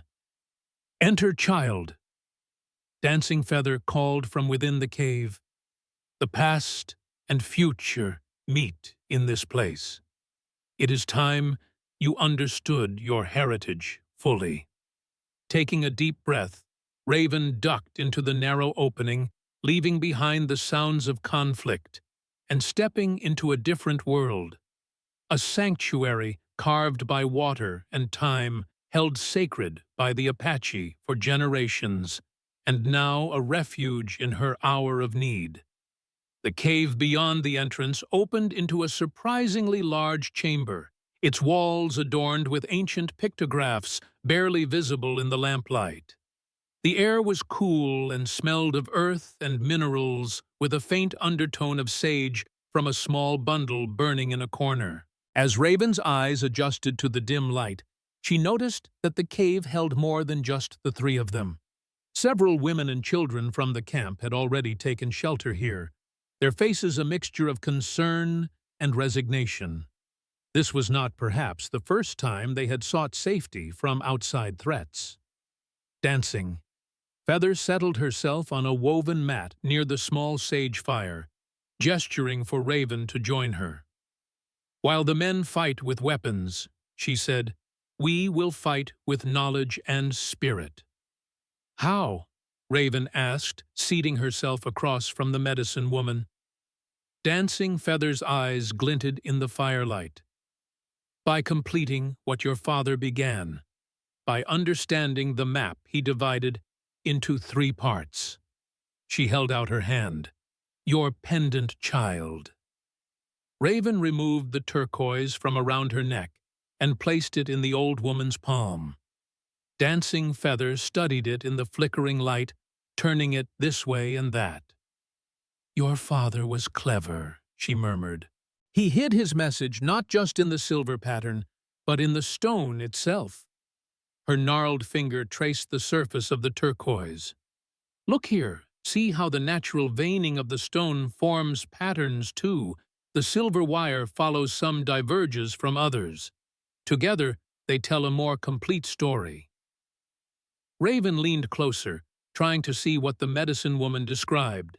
It was subtle, the natural variations in the turquoise creating lines and shapes that complemented the silver wire work. "I see it," she said, understanding dawning. "The natural patterns show topography, hills, valleys, water courses. The silver shows the paths and sacred sites." Dancing Feather nodded approval in her eyes. "Yes, nature and man in harmony, each telling part of the truth." She placed the pendant in Raven's hand, closing the young woman's fingers over it. "This is why your father chose turquoise, not just for its beauty or sacred nature, but because each piece is unique, like a fingerprint. Impossible to counterfeit." The revelation sent Raven's mind racing. If Mason's piece contained similar natural patterns, and if they could find the third piece— "The third pendant," she said urgently. "Do you know where it might be? Who might have it?" The medicine woman's expression grew solemn. "Your father entrusted it to someone he believed would keep it safe until needed. But whether that person still lives or still possesses the stone—" She spread her hands in a gesture of uncertainty. Outside, the sounds of conflict seemed to be moving farther from the camp, as if the fighting had shifted to the perimeter. Raven's thoughts turned to Mason, wondering if he was safe, if he was prevailing against Cormac and his men. As if sensing her concern, Dancing Feather spoke again. "Your shadow walker is formidable. I have seen his kind before, men who walk between worlds, carrying burdens visible only to those with the sight." "What do you mean?" Raven asked, curious about this insight into Mason. The old woman's eyes seemed to look beyond the cave walls, beyond the present moment. "He carries old pain, old promises. His path crossed your father's long before it crossed yours, and that crossing left marks on his soul." She refocused on Raven. "But his heart is true, even if his past is shadowed." Before Raven could question further, the young woman who had guided them to the cave returned from keeping watch at the entrance. "The fighting moves away from the camp," she reported. "The elders believe the intruders are retreating." A collective sigh of relief passed through the cave's occupants. Mothers hugged children closer, and quiet conversations resumed. But Raven remained tense, knowing that a retreat did not necessarily mean defeat. Cormac was persistent, resourceful. He would not give up easily. Dancing Feather seemed to read her thoughts. "This is not the end," she agreed. "Only a pause in the battle. The real test is yet to come." "What should I do?" Raven asked, feeling the weight of her father's legacy, her mother's sacrifice. The medicine woman's answer was interrupted by the arrival of a young warrior at the cave entrance. He spoke quickly to their guide, who turned to Raven with a message. "Your companion, the white man, He has been wounded in the fighting. They are bringing him to Naukadi's camp. Raven's heart constricted. "Mason," she whispered. Without hesitation, she rose to her feet. "I must go to him." Dancing Feather nodded understanding in her ancient eyes. "Go, but remember what I have shown you about the pendant. The answers you seek lie in bringing the three pieces together, not just physically, but in understanding what they represent." With that cryptic advice echoing in her mind, Raven followed the young warrior out of the cave and back down the rocky path toward the encampment. The night had deepened, the stars brilliant in the clear desert sky, but she barely noticed the beauty around her. Her thoughts were focused on Mason, on what his injury might mean for their journey, and on the revelation that the third turquoise pendant, the final piece of her father's puzzle, was still out there somewhere waiting to be found. Behind her, Dancing Feather watched her departure, the weight of generations of Apache wisdom in her gaze. "The daughter of Swift Eagle begins to understand her power," she murmured to herself. "But the hardest lessons are still to come." Night had fully embraced the Apache encampment by the time Raven reached Naukadi's dwelling. Warriors moved like shadows among the wickiups, some bearing minor wounds from the confrontation with Cormac's men. The air hung heavy with tension and the acrid scent of gunpowder. Raven's uncle stood outside his dwelling, his weathered face grave in the flickering firelight.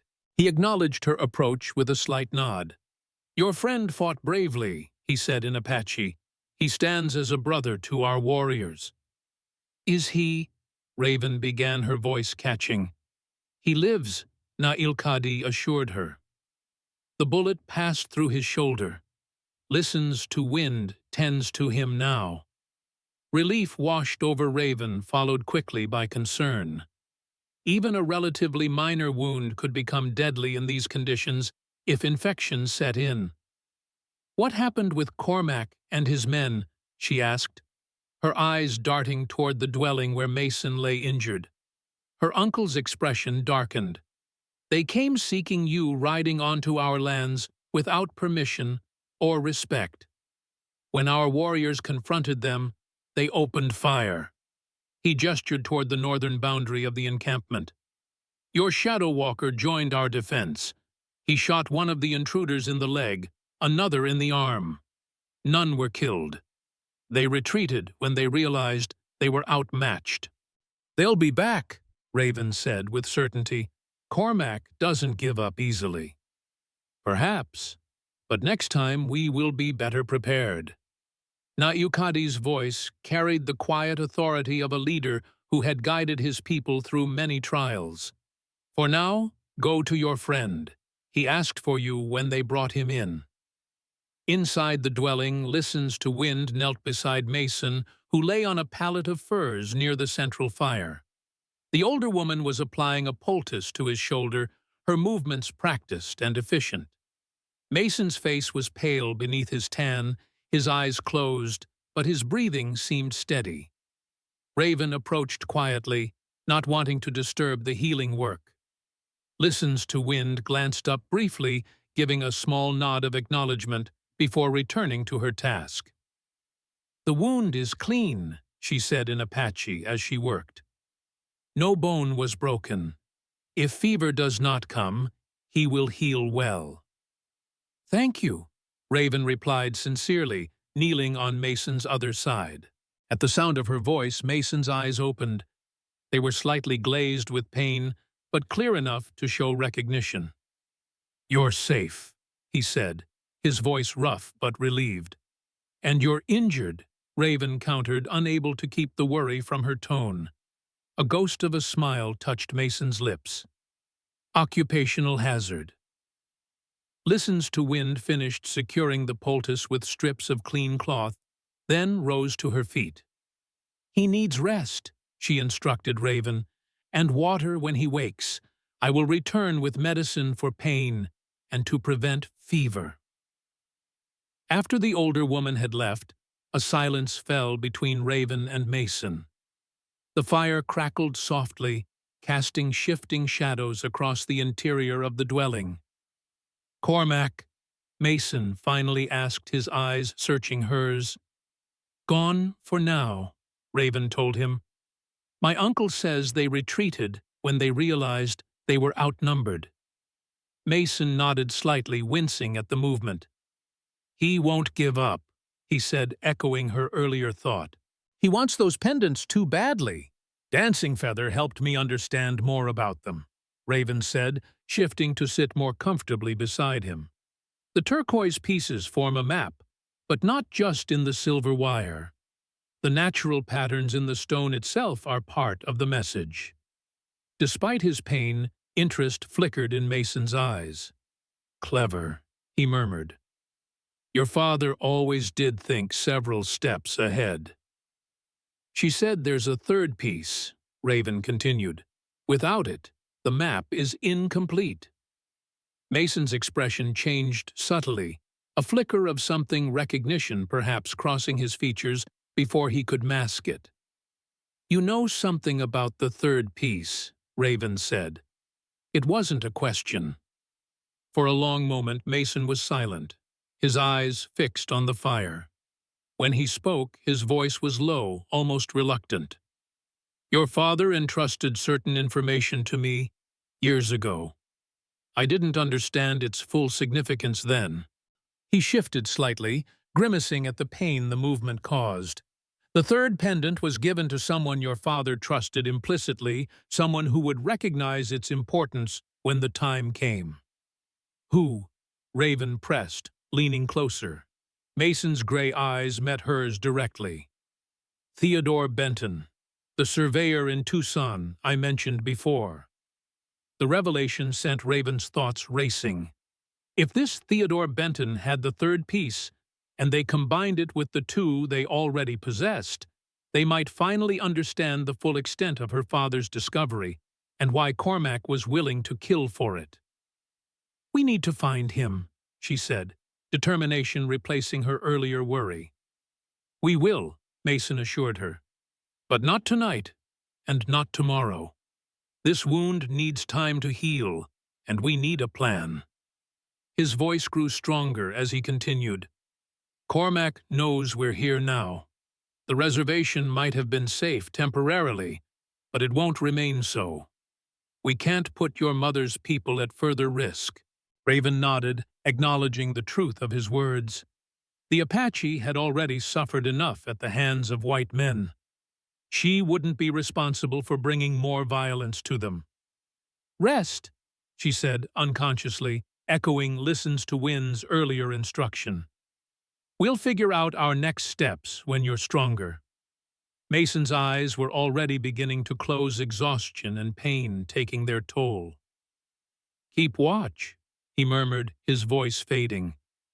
"Cormac is resourceful, and desperate men do desperate things," Raven finished for him as his breathing deepened into sleep. She remained by his side, watching the steady rise and fall of his chest. In the short time since their paths had crossed, this man had become something unexpected in her life. Not quite a friend, more than an ally. He had saved her life, shared her dangers, fought alongside her mother's people. Whatever secrets still lay between them, she trusted him in ways she had trusted no one since her parents' deaths. Outside, the night deepened. The sounds of the encampment gradually quieted as people settled into sleep, though Raven knew warriors would remain vigilant throughout the night. Listens to Wind returned briefly with a bitter-smelling tea, for when Mason woke, then left them alone once more. Unable to sleep despite her exhaustion, Raven took out the turquoise pendant, studying it in the firelight. Now that Dancing Feather had pointed it out, she could see how the natural patterns in the stone complemented the silver wirework, creating a more complex map than was initially apparent. She remembered her father showing her mineral samples, teaching her how to identify different types of stone. "The earth tells stories," he would say, "if you know how to read them." At the time, she had thought he was speaking metaphorically.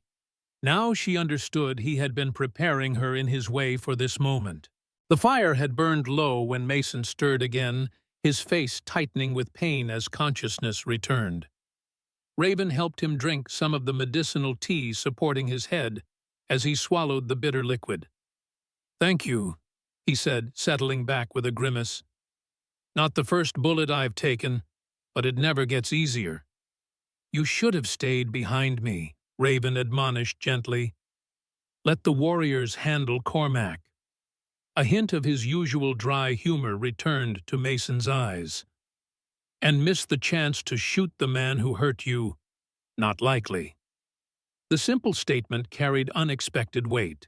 In Mason's world, justice was often delivered at the end of a gun. Yet there was something more personal in his tone, a protective instinct that went beyond his promise to her father.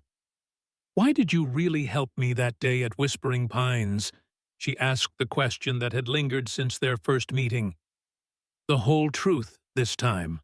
Mason held her gaze for a long moment, seemingly reaching a decision. "I told you I knew your father," he began. "What I didn't say was how well or for how long." He shifted, trying to find a more comfortable position.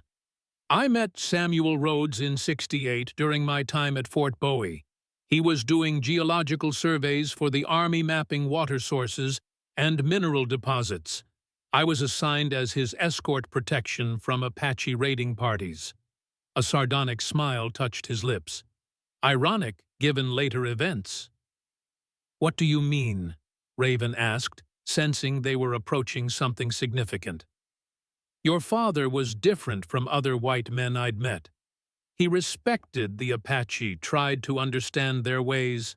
He saw the injustice in how they were being treated." Mason's voice grew softer, more reflective.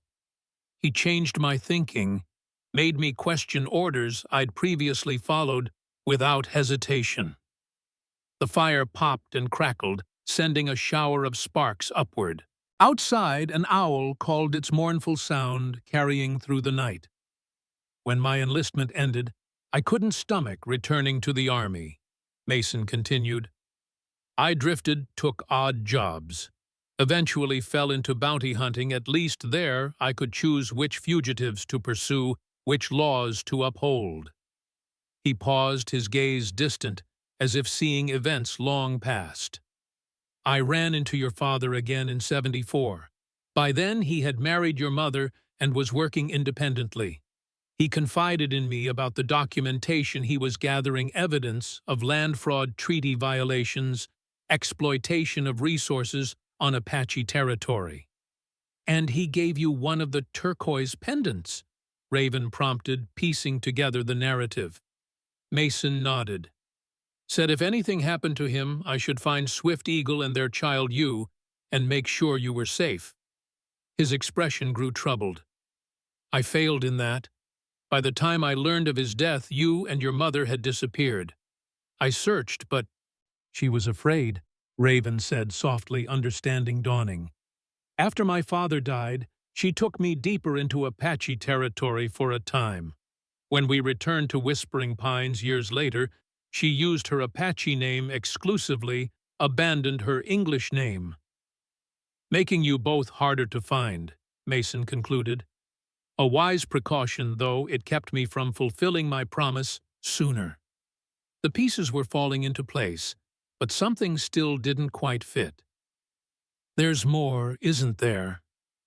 Raven pressed, sensing an omission in his story. Mason's silence confirmed her suspicion. Finally, he spoke, his voice barely audible above the crackling fire. "I knew Swift Eagle before she met your father." The simple statement hung in the air between them, laden with unspoken meaning. "How?" Raven asked, though something in her already sensed the answer. Mason's eyes met hers, regret and old pain visible in their gray depths. "I was part of a cavalry unit that attacked her village in '67. It was a mistake. Faulty intelligence claimed hostile warriors were gathered there, but it was just families, women and children mostly." Raven's breath caught in her throat. This was the shadow Dancing Feather had seen in him, a past entwined with her mother's people, in ways both painful and complex. "What happened?" she asked, her voice steady, despite the emotion roiling within her. "When I realized the truth, I tried to stop it. Countermanded orders, even drew my weapon on a fellow officer." Mason's face was etched with the memory. "In the chaos, I found Swift Eagle hiding with several children. I helped them escape into the hills." He fell silent, the weight of the past pressing down on him. Raven waited, giving him space to continue at his own pace. "Afterward, I was court-martialed, nearly executed for insubordination during combat. Your father's testimony saved me. He was there as a civilian consultant, witnessed the whole thing. Said I'd prevented a massacre." Mason's laugh was hollow, without humor. "What I'd really done was failed to prevent one soon enough." "And my mother?" Raven asked. "Did she forgive you?" "Not at first," Mason admitted. "But later, after she met your father, our paths crossed again. She recognized me, said her life debt to me was paid by saving mine in return. It was an uneasy peace." Raven absorbed this revelation, understanding now the complexities that had brought Mason into her life. He carried guilt, yes, but also a determination to make amends, to fulfill promises made to both her parents. It explained his knowledge of Apache ways, his skill with their language, his willingness to risk his life for her, a stranger by blood, yet connected through bonds of history and obligation. "Thank you for telling me the truth," she said finally. Mason's expression was guarded, uncertain. "Does it change things between us?" Raven considered the question carefully. Did knowing Mason had participated, however unwillingly, in violence against her mother's people, change how she saw him? Perhaps, but it also deepened her understanding of the man who had saved her from Cormac, who had been wounded defending the Apache against further incursions. "It explains things," she said. "But no, it doesn't change what matters now. We still have a common purpose." Relief flickered in his eyes, quickly masked. "Get some rest," he said, his voice growing weaker as the medicine took effect. "Tomorrow will bring its own challenges." Raven nodded, settling herself on a pallet near the fire. Despite the revelations of the night, exhaustion soon claimed her, drawing her into a deep, dreamless sleep. Dawn broke clear and cool over the Apache encampment. Raven woke to find Mason's pallet empty, the furs neatly folded. For a moment, panic seized her. Had he left? Then she heard voices outside Mason's and Nayokadi's speaking in a mixture of English and Apache. She stepped outside to find the two men seated near a small fire, deep in conversation. Mason looked pale but alert, his injured arm supported by a sling fashioned from a strip of leather. He glanced up as she appeared, a brief smile touching his lips. "Good morning," he greeted her. "Your uncle was just telling me about a visitor to the camp." Nayokadi nodded gravely. "A white man came at first light. He did not enter the camp, but asked to speak with the daughter of Swift Eagle and Samuel Rhodes. He said to tell you that Felix Holloway sends his regards." The unfamiliar name meant nothing to Raven, but Mason's sudden tension spoke volumes. "Holloway," he repeated, his voice tight. "Are you certain that was the name?" "Yes," Nayokadi confirmed. "He said you would know the name, though my niece might not." Mason's expression had grown grim. "Felix Holloway is a representative of the syndicate, a group of wealthy investors with interests in mining, railroads, and land development throughout the territory. If he's involved, this goes deeper than just Cormac." "What did this messenger want?" Raven asked, a chill running down her spine despite the morning sun. "He said Holloway wishes to meet, to discuss a mutually beneficial arrangement regarding your father's property." Nayokadi's tone made clear his skepticism of such an offer. He awaits your response at Whitewater Creek, at the edge of our territory." Mason and Raven exchanged glances, both recognizing the significance. Whitewater Creek, one of the landmarks Dancing Feather had identified on the turquoise pendant. "It's a trap," Raven said with certainty. "Probably," Mason agreed. "But it also tells us something important, Holloway, and by extension, the Syndicate know about the pendants and the map they form. They're not just after your father's journal anymore." "What will you do?" Nayokadi asked, his eyes moving between them. Mason's hand unconsciously moved to his injured shoulder. "We need to reach Tucson, find Theodore Benton, and the third pendant. But now we know Holloway is watching, waiting. The direct route will be too dangerous. There is another way," the elder offered. "Through the mountains, following paths known only to the people. It is longer, but safer from those who would hunt you." "How much longer?" Mason asked the strategist, in him weighing options. 3 days instead of 2. But you would have guides, warriors, I trust, who know every stone and tree of that journey." Raven considered the offer. The delay might allow Mason's wound more time to heal, and traveling with Apache guides would certainly make them less vulnerable to ambush. But it would also mean involving more of her mother's people in their dangerous quest. "We've already brought enough trouble to your band," she said, her voice heavy with regret. Nayukadi's expression softened. "You are blood of our blood, daughter of Swift Eagle. Your troubles are ours, as your mother's were before you." He turned to Mason. "And you fought as a brother yesterday. The people do not forget such things." Before they could discuss further, Dancing Feather approached her small figure, commanding attention despite her age. She carried a small bundle wrapped in soft deerskin. "The spirits sent dreams in the night," she announced without preamble. "They spoke of danger, but also of opportunity. The third piece calls to its brothers." Her piercing gaze settled on Mason. "You know more than you have said, Shadow Walker. The time for half-truths is past." Mason met her gaze steadily. "I've told Raven what I know about the third pendant. It's with Theodore Benton in Tucson." The medicine woman's expression remained skeptical. "Perhaps, but there are other truths still hidden in your heart." She turned to Raven, presenting the deerskin bundle. "For the journey ahead, medicine for healing, for protection, for clear sight." Raven accepted the gift with appropriate respect, recognizing the honor being bestowed. "Thank you, grandmother," she said, using the traditional term of respect for an elder. Dancing Feather nodded in acknowledgement, then addressed them both. "The path you walk is dangerous not just from enemies who pursue with guns, but from the knowledge you seek. Some secrets are buried for good reason." With that cryptic warning, she turned and walked away. Her small figure soon lost among the wickiups of the encampment. "Dancing Feather sees beyond the visible world," Nayukadi explained, though neither Raven nor Mason had asked for clarification.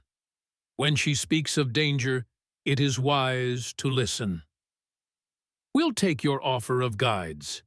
Mason decided, his tactical mind clearly weighing the medicine woman's warning against their need to reach Tucson. "When can we leave?" "Tomorrow at dawn," the elder replied.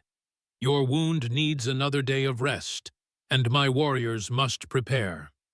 Until then, you are welcome in my camp as family." After Nayukadi departed to make arrangements, Raven and Mason were left alone by the morning fire. The camp was fully awake now, with women preparing food, children playing, and warriors maintaining weapons and discussing the previous night's encounter with Cormac's men. "Felix Holloway," Raven said, returning to the concerning news. "You recognize the name immediately. How do you know him?" Mason's expression darkened. "I've crossed paths with him several times over the years, always on opposite sides of a conflict. He's the Syndicate's fixer, the man they send when legal means fail to get what they want." And he's involved with Cormac, she pressed. More likely Cormac works for him, Mason corrected. Holloway wouldn't dirty his hands directly. He's too careful, too calculating. He operates through proxies, maintains a respectable public image. Raven processed this new information, understanding that their adversary was more formidable than she had initially believed. If the syndicate is involved, what does that mean for us? For the map my father created? Mason's gaze was distant, thoughtful. It means whatever your father discovered, whatever he was trying to protect, is valuable enough to attract powerful interests. His eyes refocused on her. And it means we need to be even more careful. The day passed in preparation. Listens to Wind changed the dressing on Mason's wound, applying fresh herbs that she explained would speed healing and prevent infection. Warriors selected by Na'Yukadi, two young men named Tall Pine and Swift Deer, consulted with Mason about the route to Tucson, sharing their knowledge of hidden trails and water sources. Raven spent part of the day with the women of the camp, helping with daily tasks and listening to stories about her mother. Many remembered Swift Eagle as a skilled healer and respected member of the band before she had left to marry Samuel Rhodes. Their acceptance of Raven, despite her mixed blood and blue eyes, was a balm to her spirit, a connection to the heritage her mother had tried to preserve for her even while living in the white man's world. As evening approached, Na'Yukadi called for a council fire. The entire band gathered to share a communal meal and to witness the formal blessing of Raven and Mason's journey. It was a sacred ceremony with prayers offered to the Creator for protection, songs sung to invoke the spirits of ancestors, and symbolic gifts presented to the travelers. Raven, seated beside Mason near the central fire, felt a profound sense of belonging that she had not experienced since her mother's death. These were her people, her blood accepting her despite the years of separation. When the ceremony concluded, many came forward to speak with her personally, elders who had known her mother, warriors who had fought alongside Mason the previous night, children curious about her life beyond the reservation. The conversation stretched late into the evening until finally Na'Yukadi suggested it was time for rest before the dawn departure. As the gathering dispersed, Raven noticed Mason deep in conversation with one of the elder warriors, their heads bent close together as they spoke in low tones. Something in their manner, the intensity, the secrecy sparked her curiosity, but before she could approach, Listens to Wind drew her aside to give final instructions for applying medicine to Mason's wound during their journey. By the time she was free, Mason had returned to Na'Yukadi's dwelling, where he sat cleaning his revolvers with methodical care. His expression was unreadable, closed in a way she had not seen since their earliest encounters. "Is everything all right?" she asked, settling across from him. "Fine," he replied, not looking up from his task. "Just preparing for tomorrow." The brevity of his response was telling something was troubling him. Raven considered pressing further, but decided against it. They had shared much in the past days, built a foundation of trust. If Mason was keeping something to himself, perhaps he had reason. They retired early, each lost in private thoughts about the journey ahead. Raven lay awake for some time, watching the dying embers of the fire and listening to the night sounds of the camp. Soft conversations, the cry of a baby, the distant song of a warrior, keeping watch. Tomorrow, they would leave this temporary sanctuary, venturing once more into danger in pursuit of truth. Her hand closed around the turquoise pendant at her throat, drawing comfort from its familiar weight and the connection it represented to both her parents. Whatever secrets it held, whatever her father had been trying to protect, she was determined to see his work completed. For his sake, for her mother's, and for the Apache, whose sacred lands faced constant threat from those who valued profit above all else. With that resolve firm in her mind, Raven finally drifted into sleep, her dreams filled with mountains, hidden springs, and ancient pictographs etched in stone. Dawn had barely begun to lighten the eastern sky when the small party gathered at the edge of the encampment. 4 horses stood ready, Ghost for Mason, Willow for Raven, and 2 sturdy Apache ponies for their guides, Tall Pine and Swift Deer.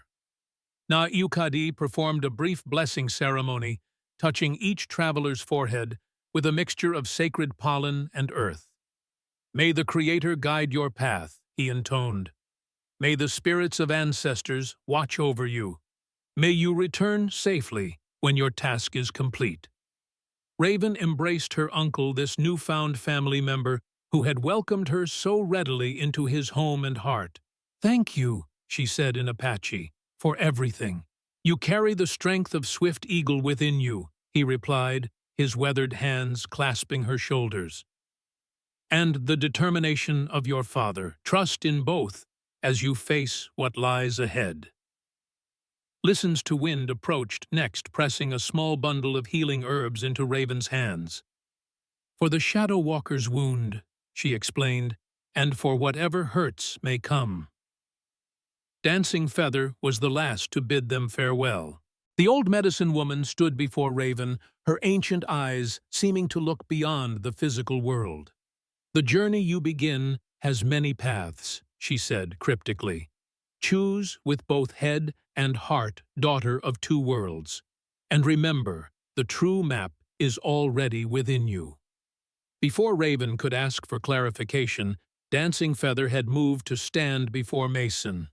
She studied him with that same penetrating gaze, then spoke in a voice only he could hear. Whatever she said caused his expression to shift, a brief flash of surprise, quickly masked. The medicine woman stepped back, raising her hands in a gesture that encompassed all 4 travelers. "Go now with the blessings of the people. The morning star lights your way." They mounted their horses and departed as the first rays of sunlight crested the eastern mountains. Tall Pine took the lead, guiding them away from established trails and into the rugged wilderness of the Chiricahua Mountains. Swift Deer brought up the rear, his keen eyes constantly scanning for any sign of pursuit.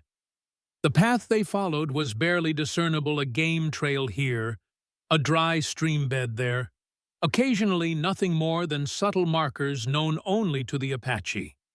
They rode in single file, maintaining silence, except for necessary communication about the route.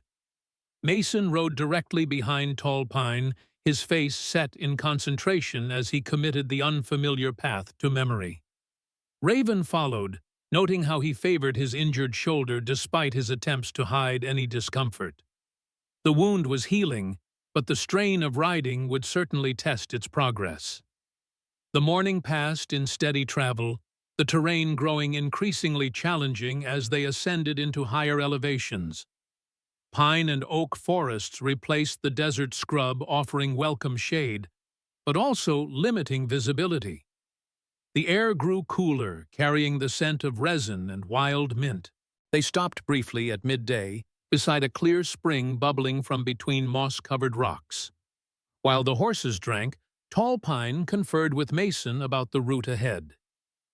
"We cross ridge before sunset," the young warrior explained in halting English, gesturing toward a distant line of peaks.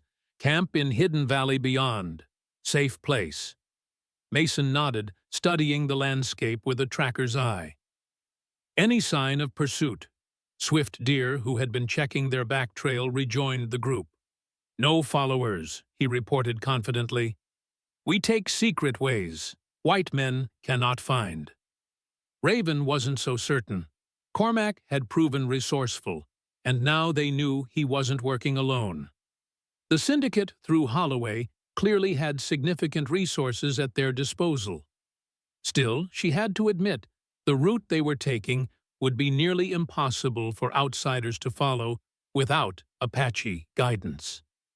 They continued their journey through the afternoon, the trail growing steeper and more challenging. In places, they had to dismount and lead the horses through narrow passages between towering rock formations. Raven recognized some of these landmarks from her mother's stories, sacred places with names like Speaking Rocks and Eagle's Shadow.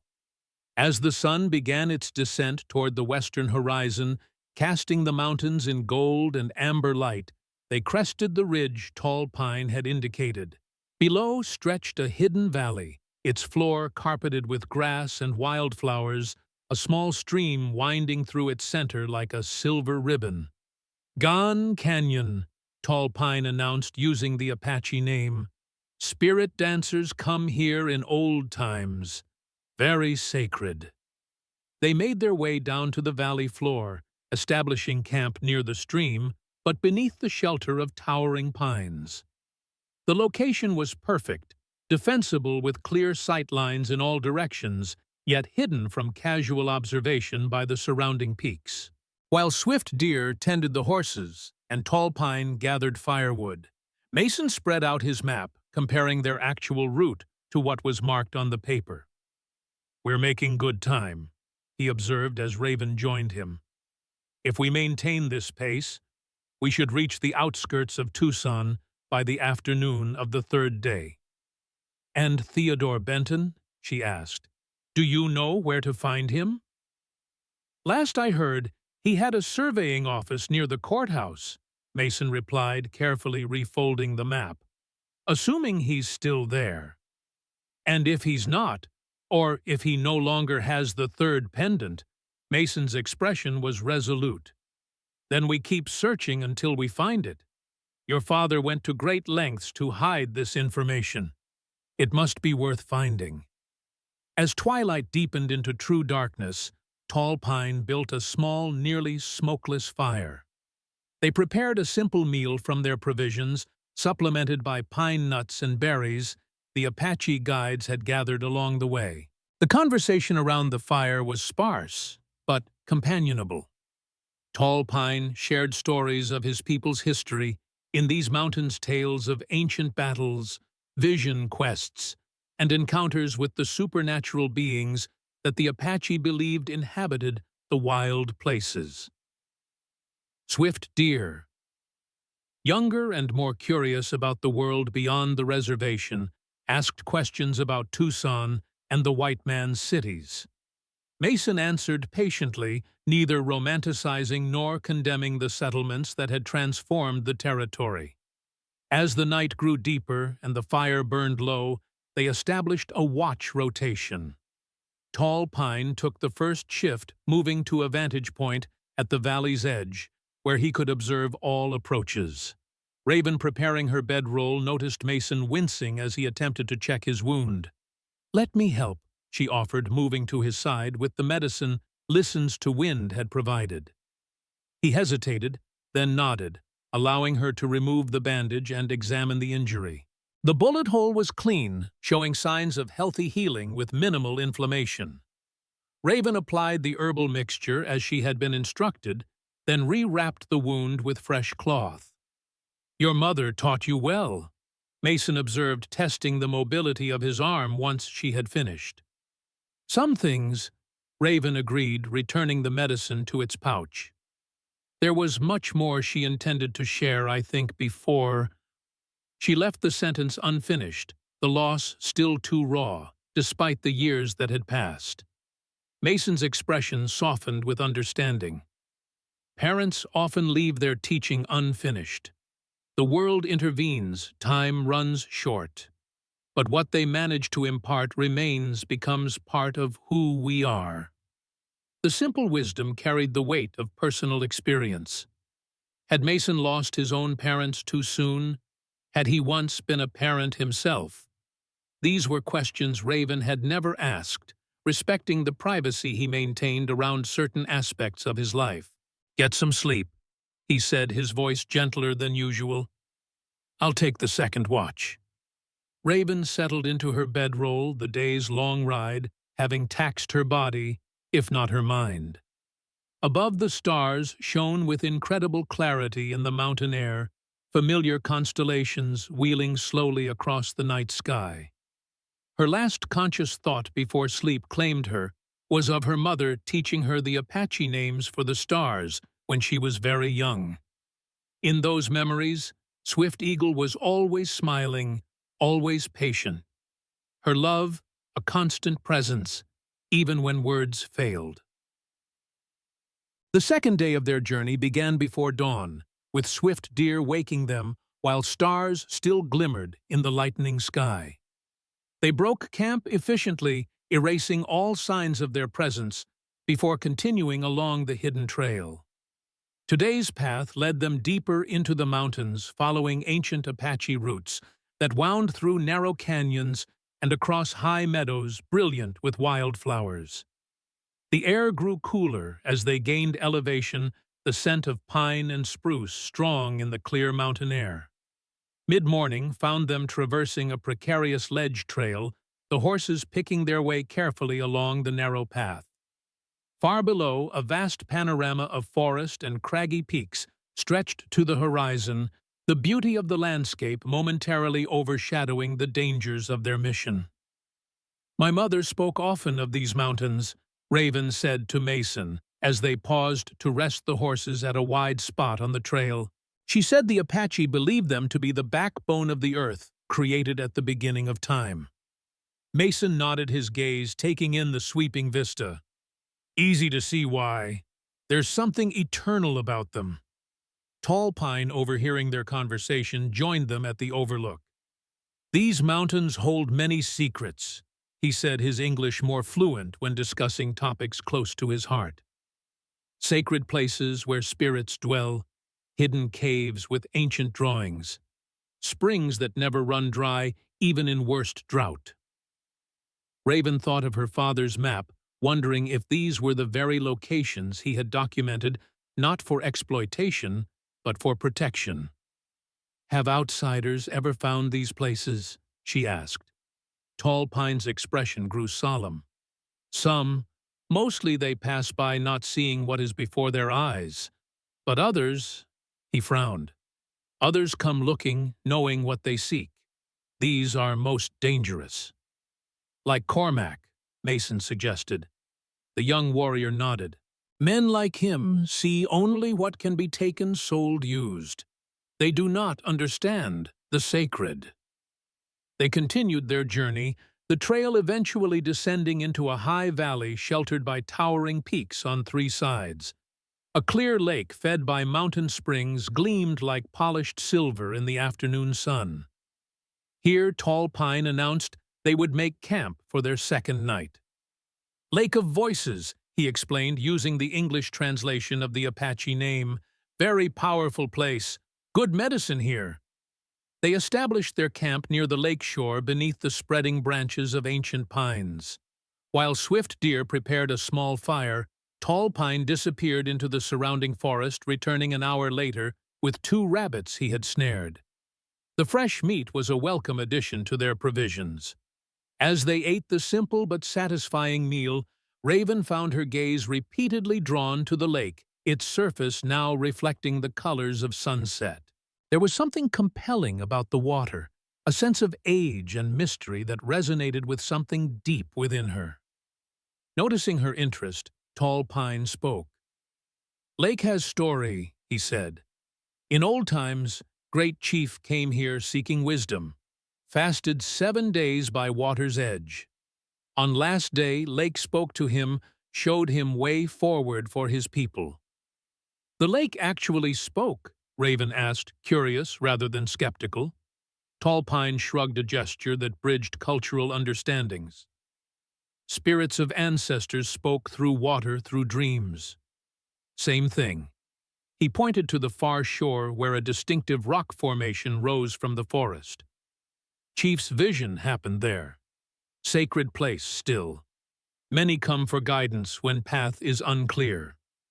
After they had eaten, Mason checked and cleaned his revolvers, a nightly ritual regardless of circumstances.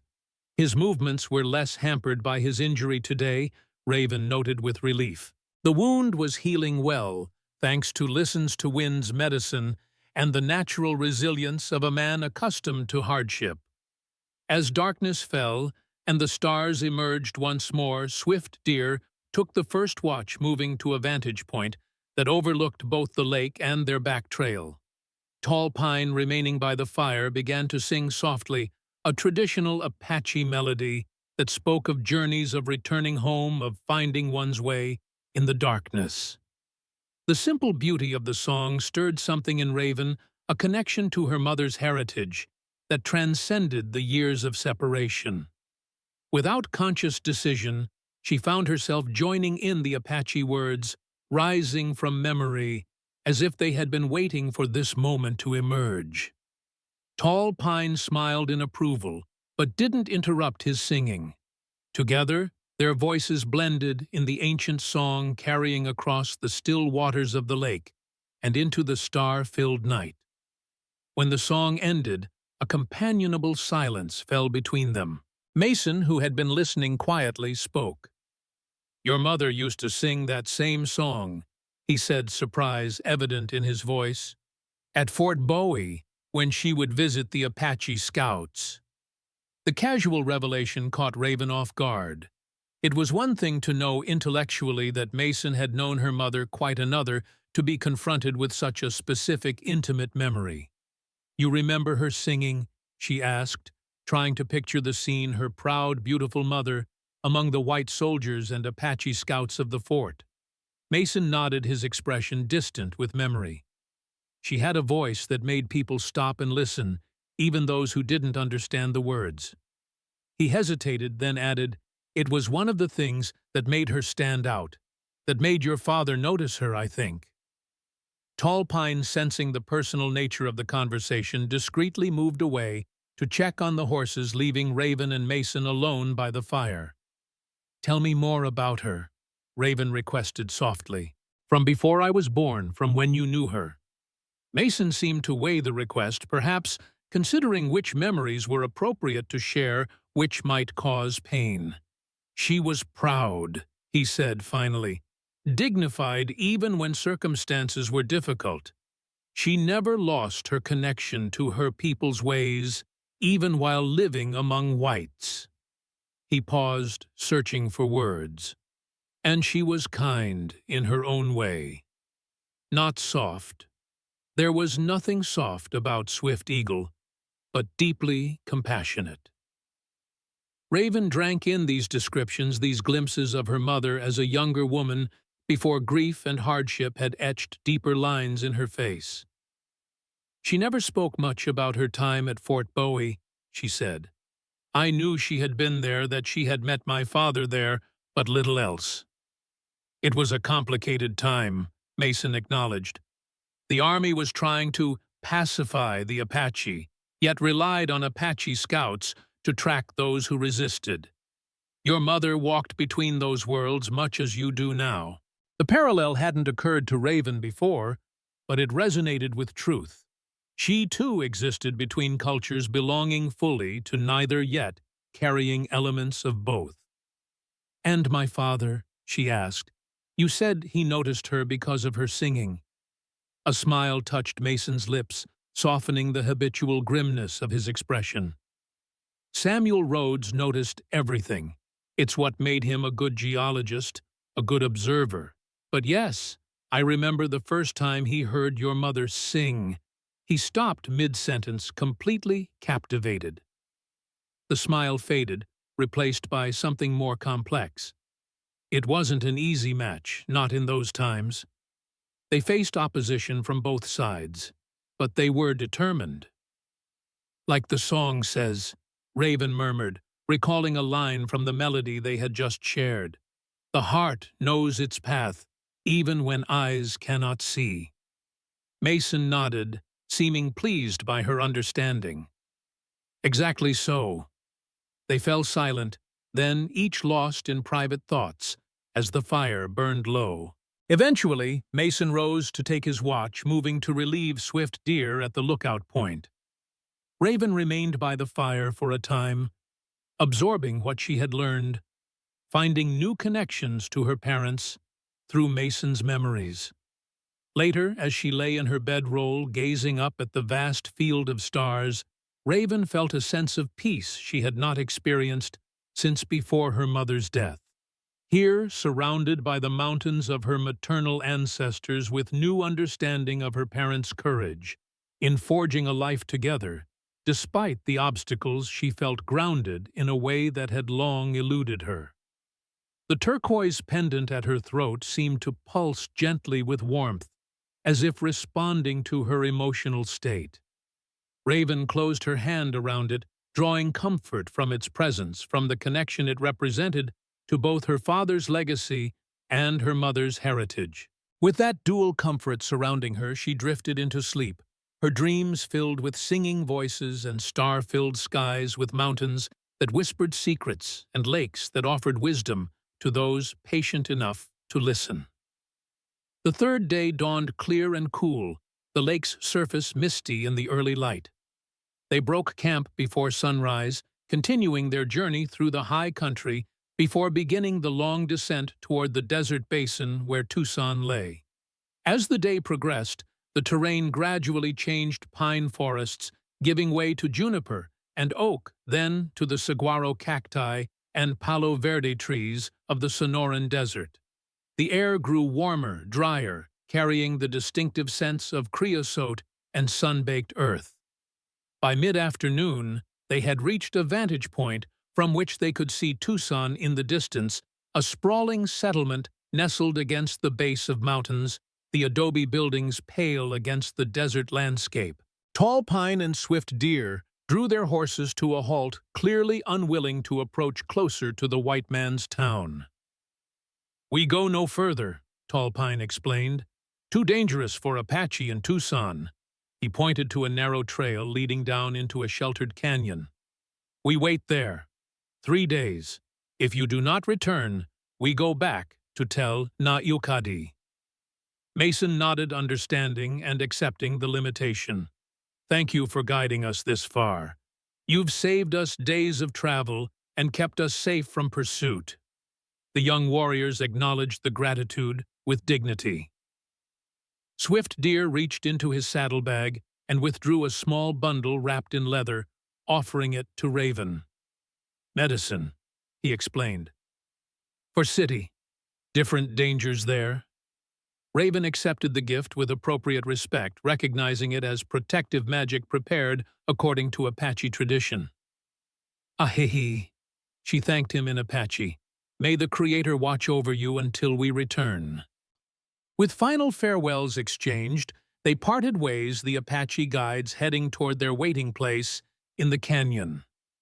Raven and Mason continuing down toward Tucson. As they rode, Mason outlined his plan. "We'll enter town separately, less likely to attract attention that way. I'll go to the Occidental Hotel, secure rooms for us both. You circle around to the west side of town near the church. I'll meet you there in 2 hours." Raven understood the precaution. 2 riders entering together, especially a white man and a young woman of mixed blood, would draw notice in a town like Tucson. Separately, they might pass unremarked. "And then?" she asked. "Then we find Theodore Benton," Mason replied, his expression determined, "and hope he still has the third pendant and that he's willing to help us." As they neared the outskirts of Tucson, Mason reached into his saddlebag and withdrew a small leather pouch. "Here," he said, handing it to Raven. "Money for emergencies. If something goes wrong, if we're separated, ask for Father Martinez at the mission.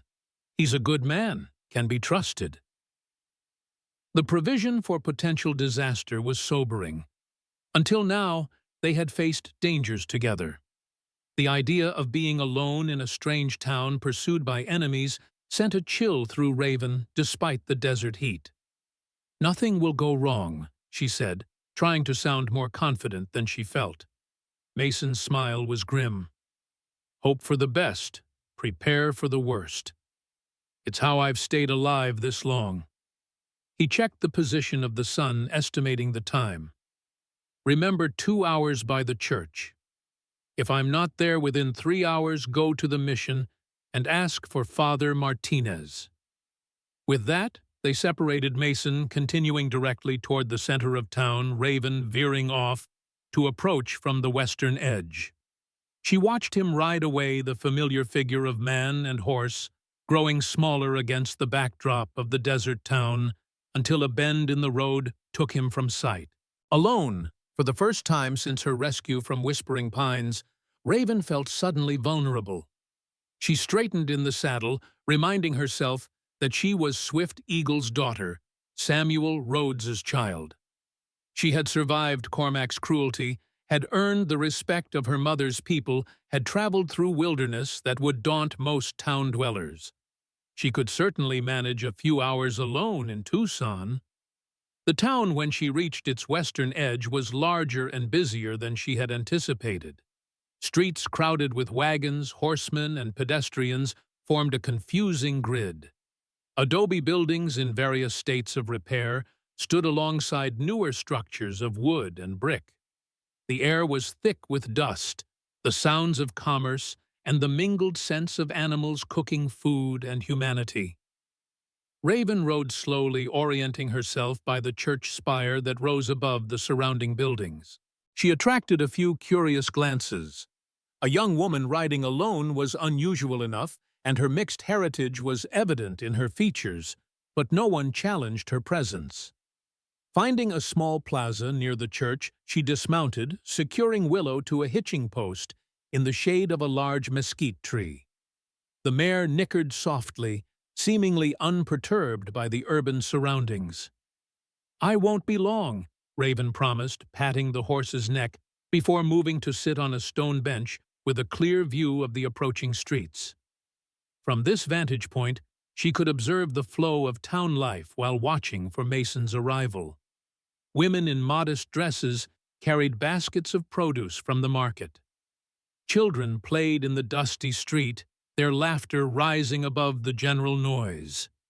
Men in various attire, from rough work clothes to more formal business suits, went about their affairs with purposeful strides. It was a world apart from both Whispering Pines and the Apache encampment, a blend of cultures and purposes that reflected the changing face of the Arizona territory. Mexican-American and Native influences mingled here, not always harmoniously, but with a certain frontier pragmatism. Raven's attention was drawn to a commotion near the corner of the plaza, a small crowd gathering around something she couldn't quite see. Curiosity overcoming caution, she rose and moved closer, keeping to the edge of the assemblage. A man stood on a wooden crate, addressing the crowd with expansive gestures. He was well dressed in a tailored suit, despite the heat, his manner educated and persuasive. Behind him, mounted on an easel, was a large map showing what appeared to be sections of land marked for development. "The future of Arizona lies in organized development," the man was saying, his voice carrying clearly across the plaza. "The Territorial Improvement Syndicate offers investors the chance to participate in that future. Railroad access, mining rights, water resources, all carefully assessed by our expert surveyors." The word syndicate sent a chill through Raven. Could this be connected to the organization Mason had mentioned, the one represented by Felix Holloway? She studied the speaker more carefully, noting his expensive watch chain, the quality of his boots, the confident set of his shoulders. This was a man accustomed to authority, to being believed without question. "Our latest acquisition," he continued, pointing to a section of the map outlined in red, "includes some of the most promising mineral deposits in the territory, as well as guaranteed water rights." A man in the crowd called out a question. "What about the Apache claims to that land?" The speaker's smile never faltered. "All of our acquisitions are legally documented and approved by territorial authorities. The days of native title claims impeding progress are behind us, I'm happy to say." The casual dismissal of Apache rights was delivered with such smooth confidence that most of the crowd nodded in agreement. Only Raven, standing at the periphery, recognized the implication of the statement that native claims were being systematically overridden, likely through the very abuses her father had documented. She was so focused on the speaker that she failed to notice the man observing her from across the plaza, a lean figure in a dusty black coat, his eyes narrowed with sudden recognition. By the time she became aware of his scrutiny, he had already slipped away through the crowd, moving with purpose toward the main street. Unsettled by the speech, and suddenly conscious of how exposed she was, Raven retreated to her previous position near the church. The 2 hours Mason had specified were nearly up. She scanned the approaching streets, hoping to see his familiar figure. Instead, her attention was caught by a different rider, a man whose bearing and profile sent a jolt of recognition through her. Walter Cormac Dusty, from the trail, but unmistakable, was riding slowly along the main street, his gaze methodically surveying the town. Raven drew back into the shadow of the church portico, her heart racing. How had Cormac found them so quickly? Had their Apache guides been wrong about not being followed? As she watched from concealment, Cormac dismounted outside a large building with a sign proclaiming it the Territorial Hotel. He spoke briefly to a stable boy, then disappeared inside. Panic threatened to overwhelm her. Cormac was here in Tucson. Mason was somewhere in town, possibly walking into danger unaware. And she was alone without clear direction or means to warn him. Taking a deep breath, Raven forced herself to think logically. Cormac's presence was alarming, but not immediately threatening. He had not seen her. Mason was experienced cautious. He would not be easily caught unaware. The best course was to remain at the designated meeting place. Mason would arrive soon, and together they could adjust their plans to account for this new danger. Time crept by with excruciating slowness. The shadows lengthened across the plaza as the sun began its descent toward the western horizon. 2 hours became 2.5, then approached 3. Raven's concern deepened with each passing minute. Had Mason encountered trouble? Had he been recognized? Intercepted? The possibility that Cormac might have already found him was too terrible to contemplate. As the 3-hour mark approached, Raven reluctantly prepared to follow Mason's contingency plan, seek out Father Martinez at the mission. She had just risen from her bench when a familiar figure appeared at the edge of the plaza. Mason, walking rather than riding, approached with an unhurried stride that belied the alertness in his eyes. Relief flooded through Raven, followed quickly by concern at his obvious tension. "We have a problem," he said without preamble when he reached her side. "Theodore Benton is dead. Has been for a month." The news hit Raven with physical force. Their best hope for finding the third pendant gone. "How?" she managed to ask. "Official report says he fell from a cliff while surveying," Mason replied, his voice low and tight. "Unofficial word around town suggests it wasn't an accident." "Cormac." Raven said the name a curse on her lips. "He's here in Tucson. I saw him ride into the Territorial Hotel less than an hour ago." Mason's expression hardened further. "That confirms it. This isn't coincidence." He glanced around the plaza, assessing potential threats. "We need to move. The Occidental is compromised. Someone was asking questions about new arrivals matching our descriptions." "Where can we go?" Raven asked, keeping her voice steady, despite the growing sense of danger. "I've secured a room at a small Mexican inn on the south side of town," Mason replied. "Less obvious, less likely to be watched. We'll go there, regroup, figure out our next move." As they prepared to leave, retrieving Willow from the hitching post and making their way discreetly out of the plaza, Raven shared what she had observed at the land development presentation. "The syndicate," Mason confirmed grimly. "They're moving openly now, consolidating their hold on the territory." He guided them through a narrow side street, avoiding the busier thoroughfares. "If they've eliminated Benton, they're tying up loose ends." "But the third pendant," Raven pressed. If Benton is dead, where is it? That's the question, Mason agreed. And the answer may be our only leverage against what's coming. The Mexican Inn proved to be a small, well-kept establishment tucked away on a quiet street. The proprietor, a dignified woman named Señora Diaz, greeted Mason as if he were a regular visitor, showing them to a modest but clean room at the back of the building. Once they were alone, Mason spread a map of Tucson on the small table. Benton's office was here, he said, pointing to a location near the courthouse. His home here at the edge of town. Both have been cleared out, according to my sources. Sources? Raven questioned. I still have friends in Tucson, Mason explained briefly. People who owe me favors, who keep their ears open.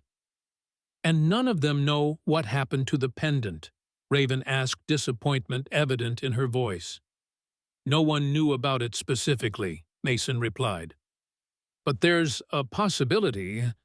He hesitated, then continued. Benton had a protege, a young surveyor named Michael Sandoval, half Mexican educated back east. He worked closely with Benton on several projects, including some that involved your father. Hope flickered within Raven. You think he might know about the pendant? Have it even? It's possible, Mason allowed.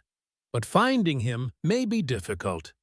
After Benton's death, Sandoval apparently went into hiding. My contact says he was asking dangerous questions about who might have wanted his mentor dead. So we need to find someone who's hiding from the same people who are hunting us. Raven summarized the magnitude of the challenge evident. Mason's expression remained determined. It's our best lead, and I have an idea where to start looking.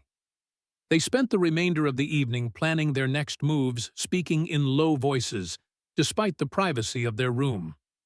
The syndicate's reach was extensive, Cormac was in town, and the third pendant remained elusive. Yet amid these mounting challenges, Raven found her resolve strengthening rather than weakening. This quest had begun as a simple matter of survival, escaping Cormac, protecting her father's legacy. Now, it had expanded into something larger, a confrontation with forces that threatened not just her personal safety, but the rights and lands of her mother's people and others like them throughout the territory. As darkness fell over Tucson, with Mason keeping watch at the window, while Raven rested on the narrow bed, she felt the weight of the turquoise pendant at her throat. Its presence was a reminder of her father's foresight, her mother's courage, and the responsibility she had inherited from both. Tomorrow, they would search for Michael Sandoval and the missing third pendant. Whether they would find either remained uncertain. But of one thing Raven was sure: the journey that had begun at Whispering Pines was approaching its culmination, for better or worse. The echoes of the past were growing louder, demanding to be heard, pointing the way toward a truth that could no longer remain buried. In the quiet darkness of the room, with Mason's steady presence nearby, Raven made a silent promise to her parents' memory. She would complete what they had begun, would protect what they had valued, would honor both sides of her heritage by standing against those who would exploit and destroy for profit. The path ahead was dangerous, the outcome uncertain. But as Dancing Feather had said, the true map was already within her, in her blood, in her spirit, in the legacy of two worlds that had come together to create who she was. With that thought providing comfort, Raven finally drifted into sleep, the sounds of the desert town fading as dreams carried her back to mountains and sacred lakes, to ancient pathways and wisdom passed down through generations, the echoes of a desert that had witnessed countless human struggles yet endured unchanged in its essential nature, waiting for those who would listen to its timeless voice.